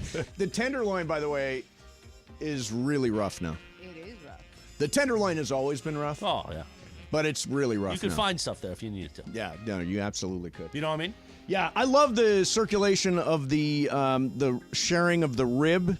Now, you believe Morales and I shared a rib earlier. It was I was very cautious about it. 2 boys, 1 rib. Yeah, and I think, is that a bit of the year nominee? The sharing of the rib. What's the difference between sharing a rib and sharing a hot dog? Well, because that was 22 inches and it was a long played-out bit. This is harder. This so is here's like what we got a smaller rib. As we get ready, by the way. Oh, these are bit of the year nominees? As we get ready for Mandy's 3, we were at Commerce today. That's why I was off the air for a moment. Awesome. We've got the 22-inch Glizzy. Yep. What is the date of Mandy's 3? June 22nd. Okay. We've got the pie eating contest from Iowans. Oh, yeah, that was good. We've got one by Bergman. Nut milk from Ramona. Oh, Momo and her nut milk. I will soak the nuts overnight. We've got John with the the ChatGPT. ChatGPT with Lisa, where at the end of it she said, "You monster." Exactly right. Yes. We've got got a love note from ChatGPT for Valentine's Day. I thought it was very nice. She did not. We've got Island Boys for Halloween. Island Boys, that's a good one. You went trick or treating, right? Well, how many nominees can there be? Well, bit of the year kind of carries the station. Okay. Island boy. Yeah. Island boy. And then there's a collection of mounts that we could use when Cappy's mounting me. Like last week was a morning mount. That was the first ever morning mount. Oh, really? You've never been mounted in the morning? Not by Cappy. Oh. Not by Cappy. Yeah, your relationship is progressing. Are you sure? You guys spend a lot of time. Oh, no, there was. No, that was an afternoon mount at Yamava. That Oh, was it a was an hotel afternoon room mount? afternoon mount. What? With lots of choices here. Is that it? Is that the No, list? I'm missing some, but we'll get there. Okay. When does the voting open? Potentially next week. I need to know when to start the bots. I've got Russian bots that are going to vote for Mason and Ireland for Show of the Year and me for Host of the Year. That's fine. Why don't you want John to win as Host of the Year? I would remove myself from consideration. But I do that? I guarantee he's already won Most Knowledgeable Host. He's going to win win Best Best Play-by-Play. No, I've already won that before. And he's going to win that one again. And you'll win Best Play-by-Play again. I don't know. Dave Denholm could give him a run for his Poor money. JB Long. A lot of soccer fans. Oh, yeah. Rams had a good year. Yeah, they did have a good year. Yeah. There you go. Those are my bots. My the bot Russians. army. Listen, I'm pulling for this show to shake things up. No, I you're am. not. You're absolutely You're not. you are all You're a Shadano and snake. Cap all the time. Oh, come on. Yeah. You would rank us third in your show ratings. No. No, I'd rank us second. Second. But he ranks. See, you acknowledge. She said show rankings, not awards. But you just I don't acknowledge want, that you I like want Shadano and Cap but better than Mason and Ireland. Like Sliwa, winning. That was great. Shook it all up. That was awesome. I love that Sliwa Now, there's won. no way he could go back to back. Of course in that there award. is. No. Oh, man. That guy's even got his own personal postgame show for the Lakers. He's grinding, man. He might, but he's grinding. unless he gets all those people to vote, I don't know. Yeah. I guess we'll find out. We will find out. All right, so Thursday night's the NFL draft, and this is the first year in a while that I'm excited about it because the Rams actually have a pick in the first round. So the number one pick in the draft is going to be Caleb Williams. Right. And there's been all kinds of talk about Caleb Williams and is he too much this and is he too much that, all the stuff about him. Now, he paints his fingernails. Yep. And there is a bet on the board where you can bet what color his fingernails will be All right, painted for the draft. I'll take pink. What kind of odds do I get on pink? 6-1 odds on pink. All right, give me Bergman. Give me $5,000 on pink.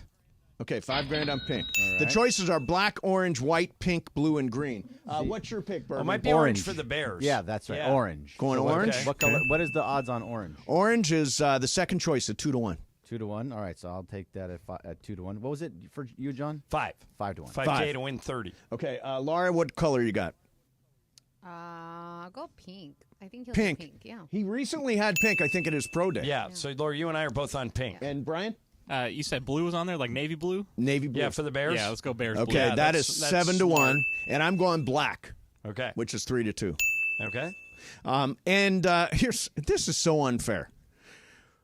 Will the number 1 overall pick cry? Yes. No. No. I don't think it will. He's not going to cry. No, I think He's he already cried for knows. less. Hey, dang. Yeah, if anybody wants yes, it's He might cry when 7-1 he that'll sees cry. His offensive line. I think he'll go. Does think it he'll say cry. anything if he'll go to his mom and Yep. cry?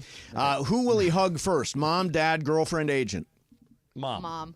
And cry It is mom. together. And cry. It is definitely mom. And by the way, there's so much. I think he is going to be an elite NFL quarterback. Do you agree, John? I really like him. Wow, you really hesitated there. Yeah, I really like him. I'm worried that he has a defensive head coach who's on the hot seat. I'd feel better if he was going to Sean McVay or if he was going to Kyle Shanahan. Right. I'd feel really good about him. But he's going to Matt Eberflus, who is a defensive coach who almost got fired last year. I don't know if he's set up for success. He's going to do what I'm C.J. worried Stroud about. did last year. I think he's that good. He's going to do what C.J. Stroud did last year. We'll see. By I don't the think way, the Bears are good enough. Here's an anonymous quarterbacks coach in the NFL talking about Caleb Williams. I like Caleb as a player, but the locker room part of it concerns me. I don't know him from a can of paint, but what I've heard and what I've seen from watching interviews, he's going to have to understand the difference in where he's at and how he's been treated to being a quarterback in an NFL locker room. That system is one, when they get to the NFL, they really have to learn football. Kyler Murray, Baker Mayfield, you can win the Heisman, do all that. He says there's no layups, like all the quick screens and bubble passes and all that stuff that boots up. I believe he reminds me of Russell Wilson in terms of his relationship with the team. Now, that apparently That's an insult. That is an last insult. line was really hard. Yeah, that's a rough take. Let's ride. Now, do you think he's the next Russell Wilson? By the way, that would not be the worst thing in the world. Russell Wilson had a really good run Went to in two Seattle. Super Bowls Two in Super his Bowls first in 1 3 run. years, yeah. With an amazing defense. Yeah, but I the mean, Legion still, boom. nobody. It's a great defense, but you still get credit as a quarterback. Sure. But that's not who you want to be compared to in terms of it's locker not. room. You think he's going to be C.J. Stroud? I think he'll be more. I think the Bears might win 8 games next year. That's great. How many did they win this year? So that'd be. They'd take that in a second. 8 and 9. Oh, they'd take that in a second if they Yeah. win 8 games. They We'll see. they won 3, I think, last year, right? That'd be a big improvement. Yeah, so it'd be 5 more wins. Yeah. They've gone out and spent a lot of money on wideouts and stuff. Yes, so. they have. They've tried to give There him you go. weapons. All right, tell you what. Who would be the Russell Wilson of 7'10"? Locker room type. I think it's Mace, right? No, I don't think so. I don't think. I think it's Mace. What is that? I think it's Mace. What on are this the one. parameters? Let's ride. Yeah, exactly. That's right. Just not really connected. Kind of thinks of themselves as separate above.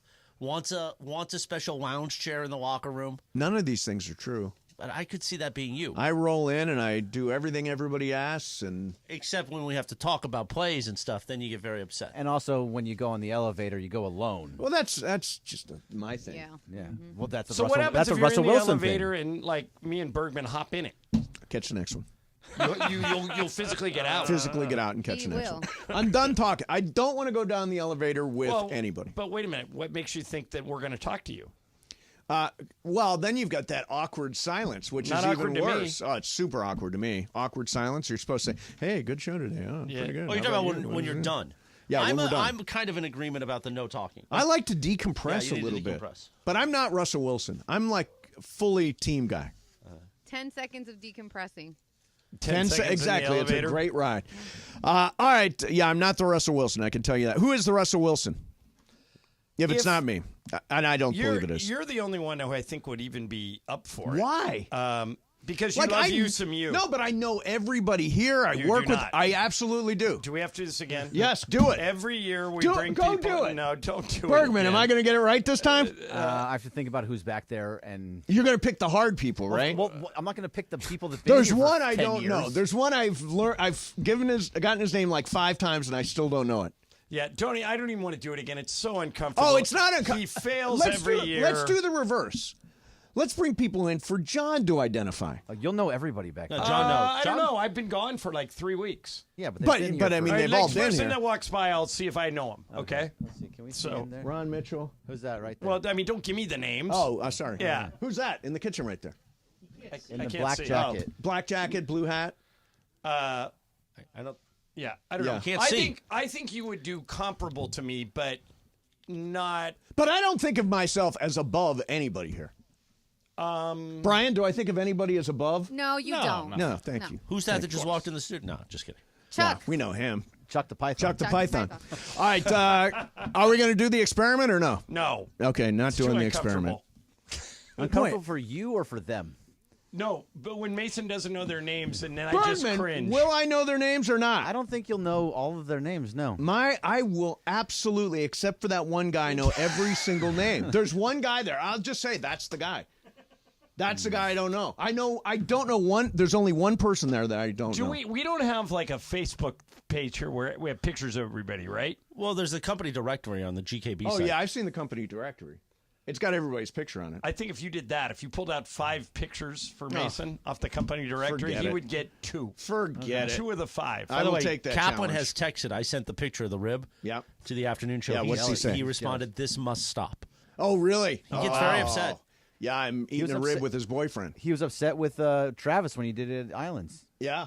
He was upset when Sliwa put his thumb in my mouth. Oh, God. How did he fall for that one? It was something about hiccups, I think. Oh, that's absolutely disgusting. Are you at Ted's of Beverly Hills? He walked up to Morales and put his thumb in his mouth. Not his thing. His His thumb. thumb. His thumb. Thing. Not his What thing. did I miss? His thumb. Whoa, Okay. Yeah. whoa. right. Ay, Dios mío. Was that wrong? Yeah. All right, John Ireland's John's done. I'm out of here. Coming up next for you, I have a quest. Yeah. A quest. And I would like some help with it. We'll do that coming up. In the meantime, if you're injured in an auto accident of any kind, probably wondering what are some of the advantages of hiring my friend Jacob. Well, first of all, you're hiring somebody who's been doing this for 25 years. Maybe simplest answer, Jacob and his team are going to hold your hand throughout the entire process. He's going to handle everything for you, from the phone calls to the rental car to getting your car fixed to finding a doctor in your area, all that stuff. They will deal with the insurance companies on your behalf. Jacob can immediately get you the medical attention that you deserve. And with 25 plus years of experience, he's got the reputation and the clout to get you the compensation that you deserve. If you're injured in any kind of accident, only one name to remember, it is Jacob. Jacob. Jacob. A lot of attorneys say they'll fight for you. Call Jacob. He'll win for you. 844-24-JACOB. That's 844-24-JACOB. 844-24-JACOB. Or remember, accident or injury, call Jacob and Ronnie. Call Jacob. That's calljacob.com. And make sure you're following Call Jacob on Instagram and Facebook at call.jacob. Mason and Ireland, 710 ESPN. A fun way to drive home is with Sedano and Cap. If anything, we're doing people a favor around here. You hear that, people? We're doing you a favor.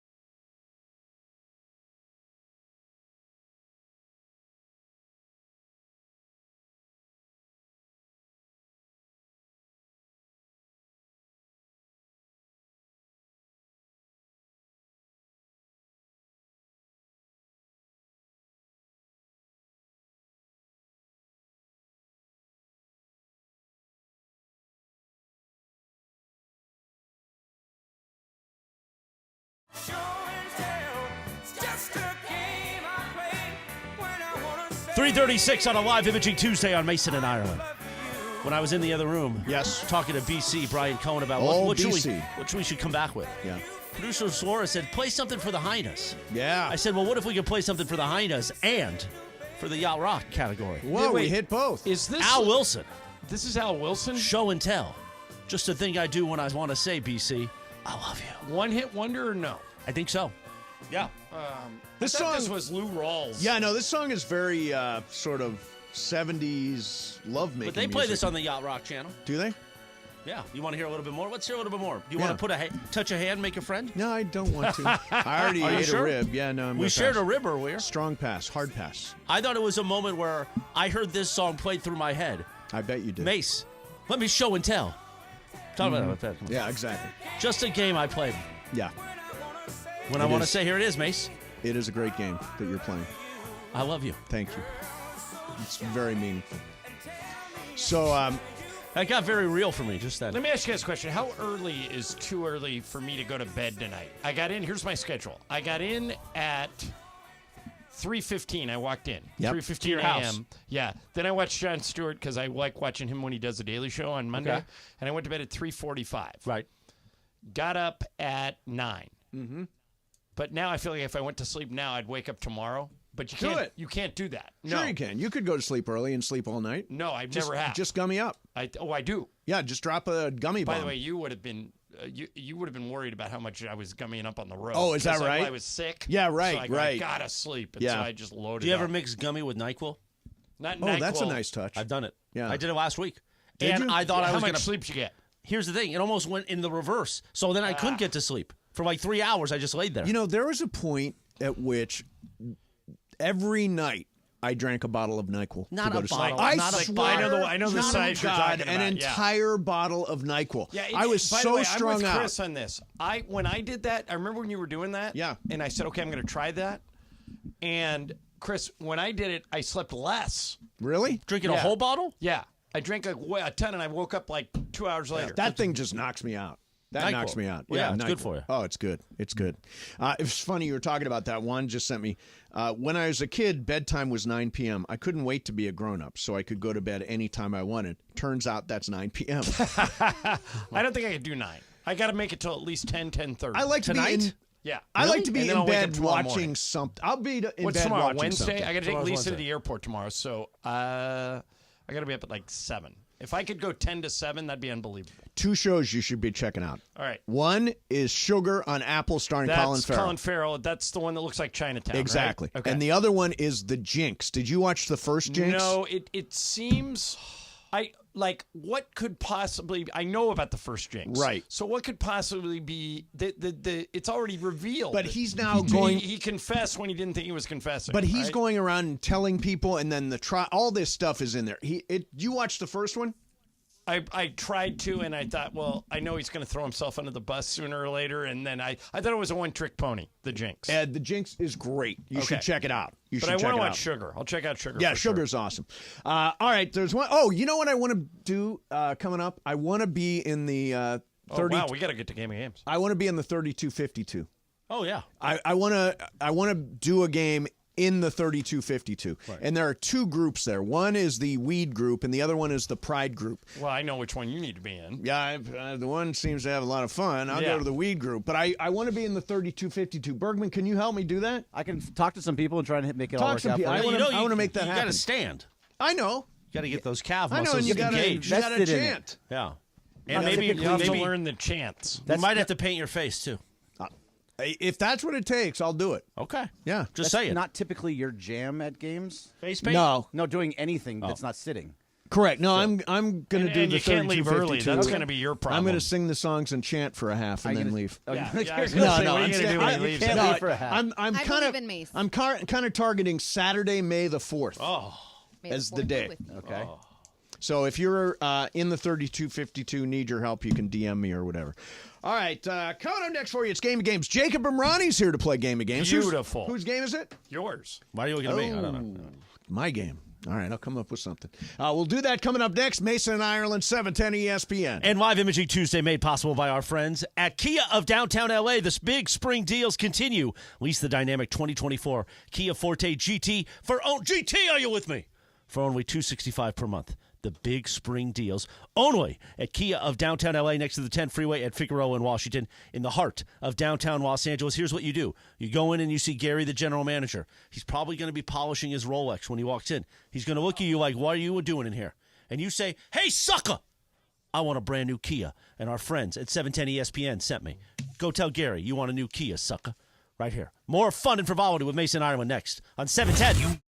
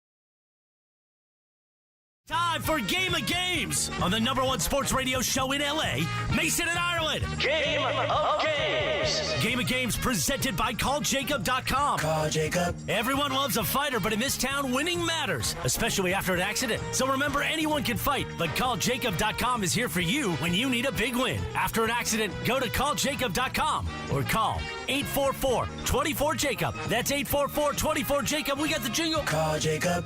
Thank you. Game of Games time. Take it away, Mace. All right, here we go. It is Game of Games time, and the great Jacob Imrani is here. Jacob, how you doing? You guess that. Yeah. I Pretty feel devastating. I felt like I was run over by a truck. Yeah. I think L.A. feels that today. Yeah. Feels that today. Yeah, it's all right. One game. But you got to win Thursday. It's only one game, and you know how I feel. All right, now, it is Game of Games. Today's game, simple fact or fiction. Fact or fiction. Ireland, why don't you keep score on this? And we will start here. The Izuhara Center in Tokyo is the largest pickleball center in the world with 116 indoor courts. Is that fact or is that fiction, Jacob? Fact. John? Fiction. Bergman? Fiction. Laura? Fiction. Brian? Fact. Correct answer is fiction. It's actually a bowling center. Oh. So I never heard 116 about bowling lanes. I never heard about pickleball being big over there. So, Yeah. all right. So Greg, Laura, and John on the board. All right, number 2. You can tell the difference between a dinosaur fossil and a stone by licking it. You can tell the difference between a dinosaur fossil and a stone by licking it. Is that fact or is that fiction, John? It's too weird for you to have made up. I'm going fact. Going fact. Yeah. Bergman. Yeah, I'm with you on that, John. Fact. Laura. I'm going to go fiction. Brian. Fact. Jacob. Let's just follow John, I guess. Fact. It is a fact, believe it or not. What is it? Sedimentary rocks you can If you actually lick a suspected fossil, it will stick ever so slightly to your tongue because fossils are more porous than stones. All right. Greg and John have 2. Everybody else has 1. All right. When asked why he didn't win gold in his 2010 Olympic cross-country event, Norwegian skier Odd Bjorn Hedgmeset said, "I think I have seen too much porn in the last 14 days." Is that fact or is that fiction, Bergman? trying to play the player, not the game so much, but I think that is fact. Fact. Lar. I am going to go fiction. Brian. Fact. Jacob. Fact. Ireland. Fact. 100% a fact, yes. He Yeah. watched too much porn the Wow. last So 14 days. everybody but Laura got that? Yeah. Okay, so Greg and I have the lead with 3 each. Brian and Jacob have 2. Laura's got 1. Okay, I had a question about the, Jacob, you should know this. There have been 309 episodes of the Culture Pop podcast presented by Jacob and Ronnie. Is that fact or is that fiction? 309 episodes. I am going to say fact. John. I'm going fiction. Greg. I feel like you hit your 100th not too long ago. But I think this was supposed to be a layup. I'm going to say fact. Laura. Fiction. Brian. Fiction. I got everybody right? Yep. Fact. 309 episodes. It was a layup. Yeah. Got it. There you All go. right, Greg's Thanks, got the Jacob. lead. All right. Brian, you got that, Am I right? out? Or no, you missed it. I missed that one, yeah. All right, Laura, you got that, right? No. Nope. Okay, so here's the score. Greg 4, John and Jacob 3, Brian 2, Laura 1. Okay. How many left?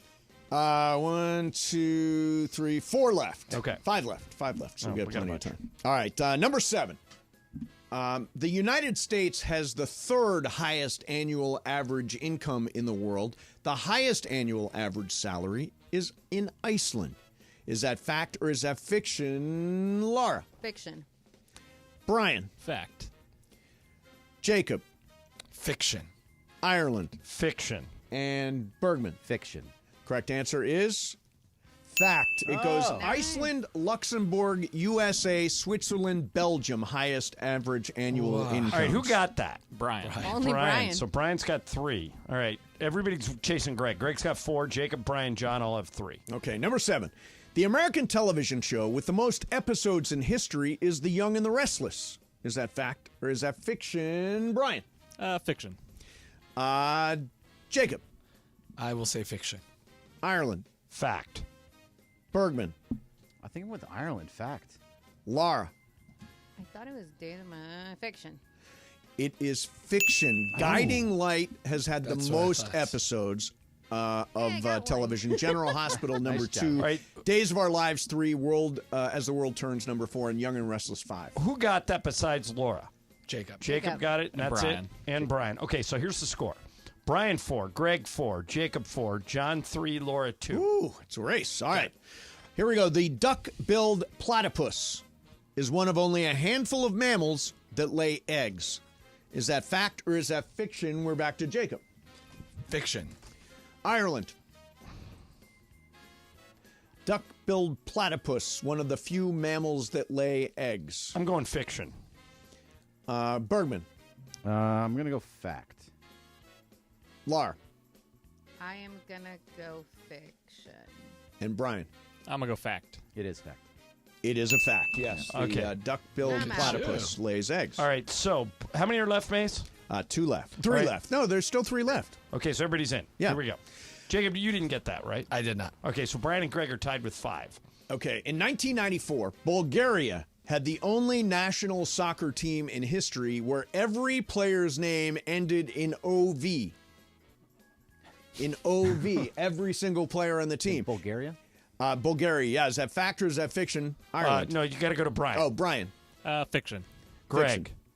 It's fiction. I can only go fact. Laura, you can only go fact. Yeah. Jacob, Wait, you can pick. This is the last one? No, it's not the last one. I'm going to go fact as well. Correct answer. Wait. Fact. Oh Oh, did I not get Laura? no, No. we all yeah. I No, was Brian and excited. Greg missed that. All Yeah. the rest of us got it. I got excited. So Jacob is now there's one left, right? No, I've got 2 left. Okay. So Jacob has tied Greg and Brian. I'm 1 back. Laura's 2 back. So everybody's still in. Everybody's in it. All right. All right, so either Jacob, Greg, or Brian has to go first. Number 8. American Larry Lewis ran the 400 meters in 1 minute 29 seconds at the age of 101. Minute 29 seconds at the age of 101. Is that fact or is that fiction? I haven't gone first yet. Okay, go ahead, Greg. Bergman. It's fiction. Brian. Fiction. Jacob. I will go fiction. I'll go fact. Laura, you want to go fact? Sure, why not? You have to. Correct answer. Fiction. Okay. So Laura and I are out. 1 left, right? Yep. All right. It's a 3-way tie between Jacob, Brian, and Greg. Guess what? Look, Jacob's right there in it. Come on, Guess Jacob. what? By the way, Jacob, Come if on, you Jacob. win, you're alive. This is worth 2 tomorrow, and the last game that you hear next week is worth 2 So also. you can still win the month. Thank you for pressure. Yeah. Okay. Appreciate it. Jacob normally thrive finishes under second in these pressure. things. He's right where he needs to be again. Let's see. All right. Number 9. Red attracts mosquitoes at 4 times the rate of any other color. Is that fact or is that fiction? Ireland, where would we start? Jacob. Red fact. Red is fact. Brian. I'm going to go fact, too. Greg. I'm going to keep it at fact here. Okay, so we won't get a winner. Wait. here. Is this the last? Is the Yeah, it's the last one. Last one. I'll go fiction just to see if we can get one person out. Okay. And you're smart that you did. The It color is fiction. I actually knew that. Oh, sorry, Jacob. I was trying to get it down to the 2 Jacob of you. finished second again. Yeah. Oh my gosh. Jacob. The greatest finisher of Jacob, second we're place. just going to start calling you Mr. Silver Medal. No, you know what you are? You're the opposite of the Denver Nuggets. You don't know how to finish a game. Thank you. All right, well, let's do the tiebreaker. Just fun. I think it's interesting. How many episodes of The Guiding Light aired on television? More episodes than any show in American history. How many episodes of The Guiding Light aired? Okay, everybody write down a number. I don't have a pen, so I'll just say. Okay, Greg, what's your number? I'm going to say 10,002. Okay. 10,002. Brian. 850. Laura. 950. I'm going to go 2,522. Okay. Jacob. I'm going to go 2,523. Jerk. It was 15,700. Oh, God. Greg in a one. Yeah. Damn. Yeah. There's a lot of episodes of that show. episodes. Yeah. Never seen a single one. It's on No, 5 me days a either. week and all the time for Exactly. what, 40 years. Who's something like watching? Like some 86-year-old woman in Topeka. All right.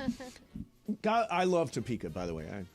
Gotcha. I don't want to throw Topeka under the All bus. right, Jacob, everybody in this radio station, with the exception of me, says the Lakers are done, that it's over.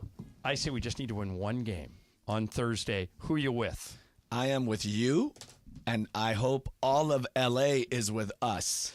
Well, they're not based on my social media. But there are two different things. There's, are you rooting and do you want it to happen? Well, we're all rooting for them. And then in your realistic head, do you think, oh, yeah, I see they're going to win the series? But I think Thursday night's series. rocking. I'm just talking about Thursday. Oh, just Thursday. night. I mean, Thursday night, crypto is going to be rocking. Yeah, I mean, they can win a game. And, based on the but fact it better that... be Thursday. It better be Thursday, yeah. And based on the fact that they literally should have won last night, you're hoping they're going to come out, use the crowd. Listen, the confidence that the Lakers have now should be tremendously more than what they had before this series started, okay? They've had double-digit leads in both games. They just couldn't hold them. You just got to finish. And I think I would love to just not watch the game and just go to the last 3 minutes and have them start for 3 minutes and see what they can do. The last 3 minutes are the worst for us. I know, but they got to change it. Can we change it to a 45-minute game? Yeah, let's change it to a 45-minute game. There you're talking. That would help. So you think what was your original pick for the series? I thought the Lakers can get this in 6. Lakers in 6. Well, That's Lakers in what I thought. 6 is still alive. That's what I thought. Mace, just go back to 2004. Yeah. Lakers get blown out twice in San Antonio, come back, barely win Game 3, barely win Game 4. Derek Fisher 0.4 in Game 5, close them out in 6, boom. So there is a chance. We just hope Derek can stop, coaching high school ball and come and help us out. Why not? Yeah, His defense could have really helped. Jacob, it's great to see you. Don't forget, Game of Games is brought to you by Jacob Imrani. If you're involved in an accident, nobody you should want more than Jacob. 25-plus years of experience. Call 844-24-JACOB or visit calljacob.com. Great seeing you, man. Great to see you guys. Let's do some Super Crosstalk.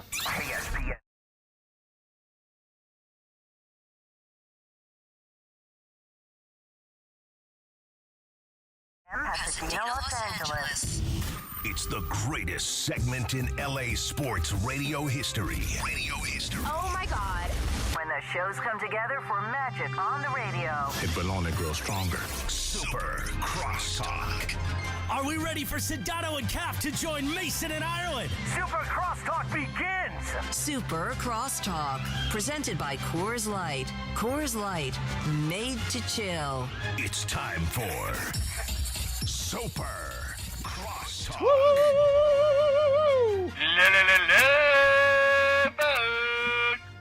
There he is. There's Cappy. You in South today, Cappy? I am in South. I'm observing the Passover holiday right now. now. That's right. Good Pesach to you. Hey, now, good Pesach now, to you. Cappy, for those non-Jews such as myself, explain what does Passover entail?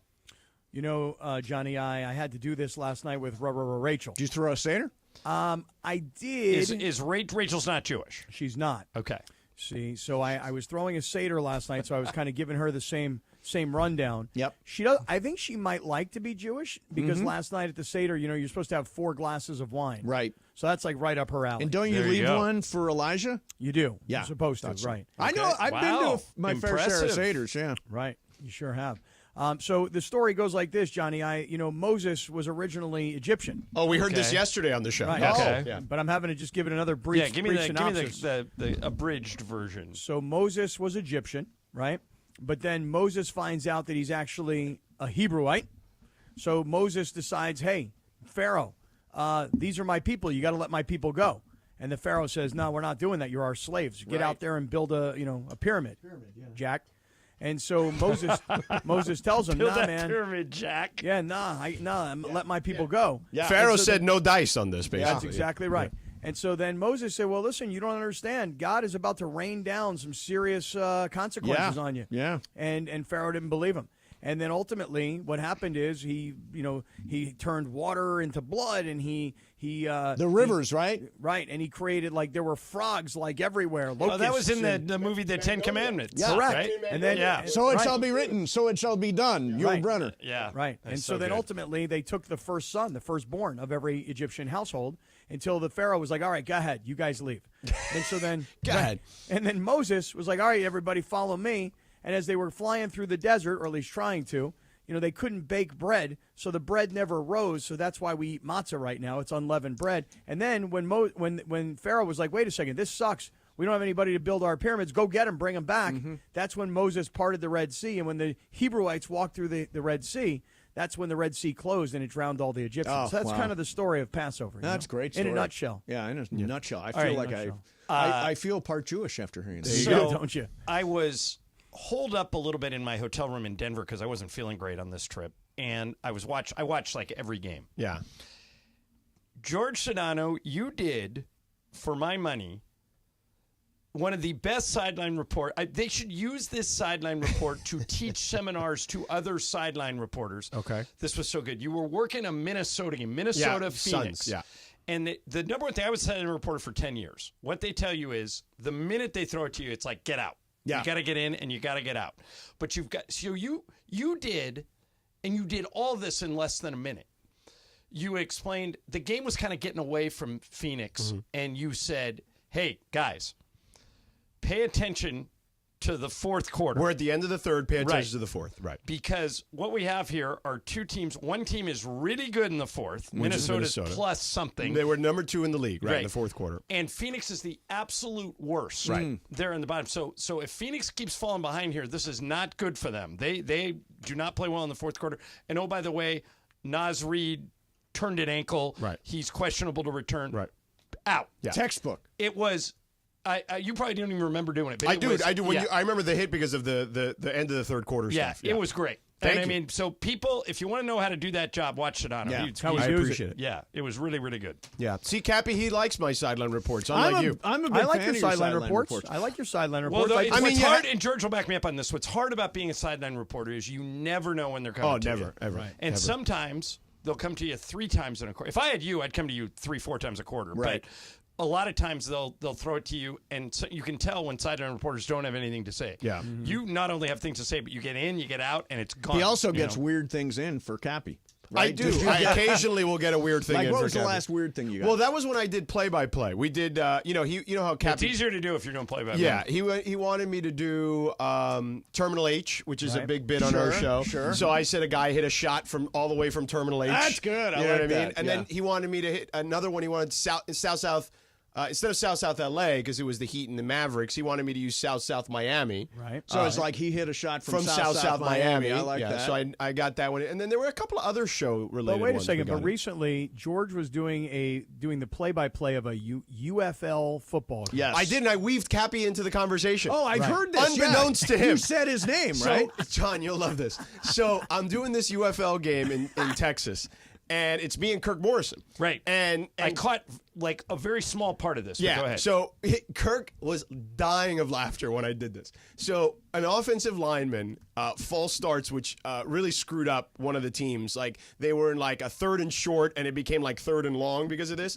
And I looked at the guy on my board, and it said that he went to Pitt. And I said, yeah, my guy Scott Kaplan is not going to be happy about him. You know, he's a Pitt alum, just like this kid from, Right. so-and-so. You found a way to drop And I just Cap weaved in. him. I weaved him in, yes. Right. And then Kirk just looks at me and just starts cracking up. Cappy, have you ever had any play-by-play aspirations? Not really. I know you did sidelines for Westwood Many One years. for a long And year. CBS TV. Oh, Yeah. and CBS, yeah. One of the Yeah, ones but that Sedano did once was he got in the COT in. So listen to this. I did get the circle. Oh, that was Yeah. it. I did get the circle of trust into a game. I was a play-by-play game. We I have said, it. "Oh, you have it? Okay, then just play it." Adebayo, the Miami Heat captain. He has taken that mantle from Udonis Haslem. Dwayne Wade had that for a time as well. Alonzo Mourning. It's what I like to call the Miami Heat circle of trust. There you go. Right? To where the captains see There you go. in Dave. Miami, All there's right, not we a got lot it. of guys Yeah, that got have it. pulled All it right. off. Great, man. So you know, we try to do it. We try to weave in some stuff occasionally, just for the audience That's to be fun. engaged. I Yeah, mean, they that's would fun. normally not be engaged in one of these games. Right, out-of-town NBA games. Right. Sure. So one of the guys I play golf with is a guy named Eric Johnson. He used to play tight end for the 49ers. Yeah. He's married to Jessica Simpson. 84, right? Number 84? Yeah, really, Yeah. really, really good dude. Yeah. So randomly, he sends me this text the other day. Just go ahead and read the text. Oh, did we lose it? Okay. So I laughed because so you'll laugh when you get it. It says He sends me the graphic at the top. right. And then he writes what? It says this should be the Lakers intro song. Oh wait, sorry. He writes, He sent me that song. Eminence Front, right, which is the song we play. Right. And it should be the Lakers intro song. Right. Why did and you then say you that, said Johnny it's I? great. The radio show that's on after mine, Sedano and Cap uses it as their theme. Oh, maybe subconsciously. There you go. So you guys are starting. He wants to use it as the Lakers walk-in song. If that happens, right, do you guys get a cut? I mean, we should, I think, at this point. But Cappy actually stole it from the San Diego Chargers back That in is the day. absolutely true. Way back in the day, and At Johnny Qualcomm. and Mace, you guys will appreciate this, Yep. but way back in the day at Qualcomm, before kickoff of NFL games, and I did plenty of them on, like George said, CBS, Westwood One, I did plenty of those games. They would play Eminence Front, and I always loved the song, but it always got the crowd crazy hyped. Yeah. And so for some reason, I don't even remember, George, do you, like how we brought it into the show? You said we needed a theme song, and I said I agree. And then you said I've got this song. I think it'll work. And then we just played it one day, and we kept it going. So the reason I got hooked on "Lose Yourself" as the first song on my workout playlist, is that was the song that when Pete Carroll would walk onto the field when he was the coach at USC, they would start playing, that drum beat would start in the beginning of "Lose Yourself," and you would start seeing these guys coming down the tunnel. Yeah. And then when Eminem starts talking, that's when USC would run on the field. And that's when they were, they went 3 years, they lost one game. Yeah. And they were really, They really were like good. a pro team. Yeah. The golden basically. years, man. I remember the linebackers one year were Clay Matthews, Ray Malauga, and Brian Cushing all on the same team. Yeah. Right. And they all were rookie in the NFL. They were all like really good. God, that was a good time. That Those was were a good times. great period of time. Yeah. Oh, man. I mean, we thought we had it for a second here with Lincoln's first year, Right, But it was thought kind of so. like Then it kind of faded. Well, it just was. Faded. It was like kind of fluky. He's gotten like tons of people through the transfer portal. Well, you have to. defensive players through the You have transfer to. I mean, because portal, the defense was terrible. And last year. Danton Lynn is the new defense. You stole him from Ireland and Bergman's team. Defense won the spring game.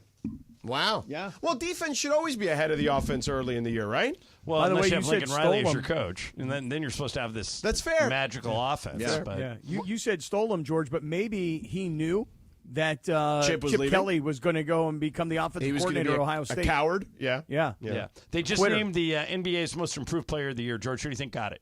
Maxey? Yep. Yeah. Tyrese Maxey of the Sixers. He deserves it. Great been, player. Yeah, he's been great. I felt terrible for him last night. Well, the end of both those games. If you don't have a dog in the fight, obviously I did. Right. It was insane. What a great night of basketball. Maybe the greatest night in the last 20 years in the NBA. It was great. 2 games you could not turn off. We had a stat on ESPN. I can look it up as you guys talk on ESPN Stats and Info about the last time we had back-to-back buzzer beaters like that in the playoffs. But hold on, give me. Yeah, I'll find it was. I mean, Cappy, do you think the Lakers lost that game, or did the Nuggets win it? When you're up 20 points, and even when you are up 10 points going into the fourth quarter, and when LeBron put them up by 9, yeah, I got to say that the Lakers lost that game. By the way, it doesn't mean to take away from Denver winning it, because Denver did come take it, but the Lakers just fell apart. Yeah, how do you feel? Do you think that they? I don't want to take anything away from Denver, George. I think they're the best fourth quarter team I've ever seen. They remind me of those Warriors teams that, Steph, KD, and Clay, that would fall behind by 20, and you never thought they were going to lose. So I would say I would equate them to these great teams, right? That assembled with great talent. Shaq and Kobe, right? Those teams never and felt Murray like and Jokic are just 2 of the best clutch players in league history. They're both great. Shaq and Kobe, you never felt like you were out of it. I mean, that Portland game is a perfect example, right? The Warriors, LeBron with the Heatles, those guys always came back from big deficits, and the Nuggets are in that same class. I mean, the Spurs, to be honest, in the years they've won, have had that kind of element to them as well. Never out. So here's the answer to the question. It was only the third day in the last 25 postseasons where you had back-to-back multiple winning field goals in the last 15 seconds of the game. Jamal Murray, Dante DiVincenzo yesterday. Previous to that, LeBron in 2018 and Al Horford did it on the same day. And then before that, 2006, LeBron and Kevin Martin.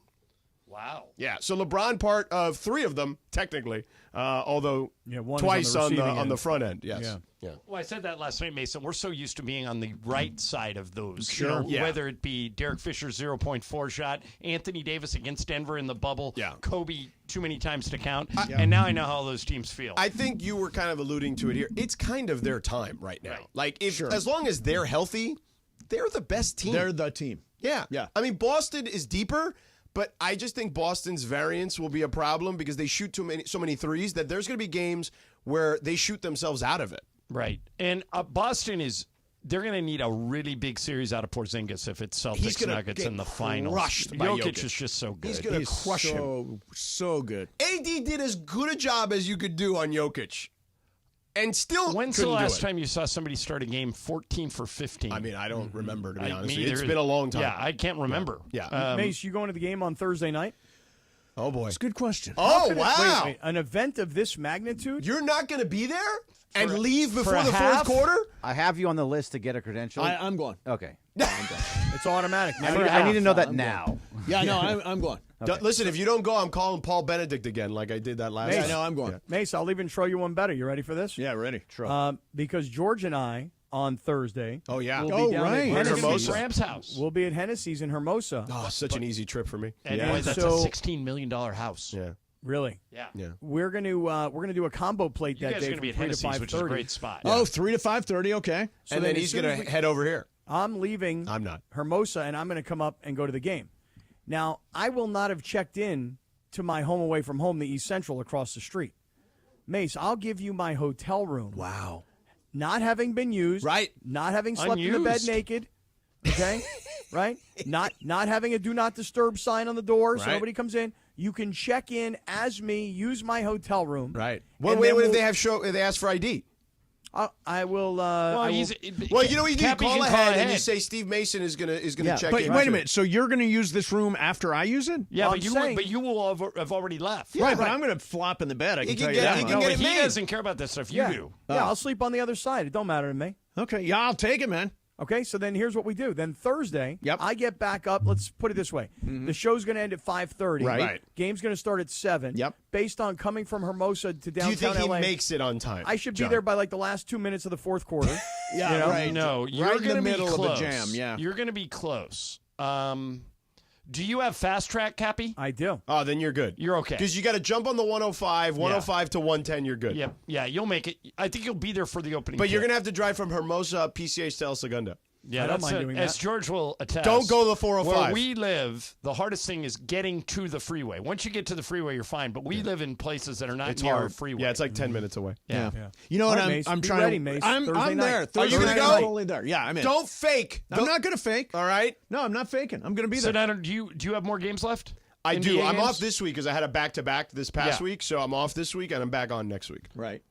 Yeah. Back-to-backs are hard, aren't they? Man, I was gassed. For everybody, Well, but he back-to-backs flies are hard. commercials, so Right, it's harder yeah. for him than it is for Yeah, me. I did the game, the Chicago-Miami play-in game, and then took a 6 a.m. flight on 3 hours of sleep to Oh, Minneapolis. damn. Did not sleep in the bed in Minneapolis. Literally just went there. I worked out. I Right. went and got Smart. a good workout to just get the Yeah. endorphins going. Sure. Drank a big cup of coffee and went to the arena.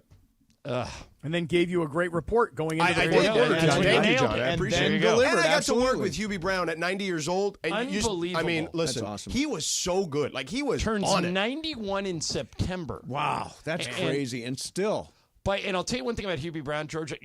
I hope it's still this way for you. Every time I watch that guy do a You game, learn. you learn something you didn't know before. So, perfect example. Yeah.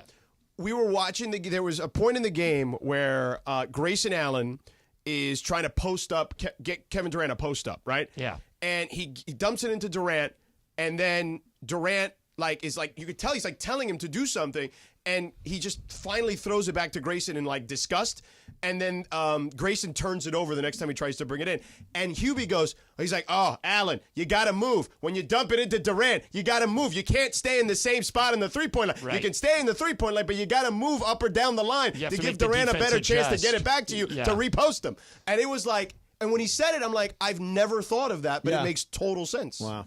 Now, if you're the Suns, Yeah. you want to post up on the other side and then move down. Now, if you're the Wolves, Yeah.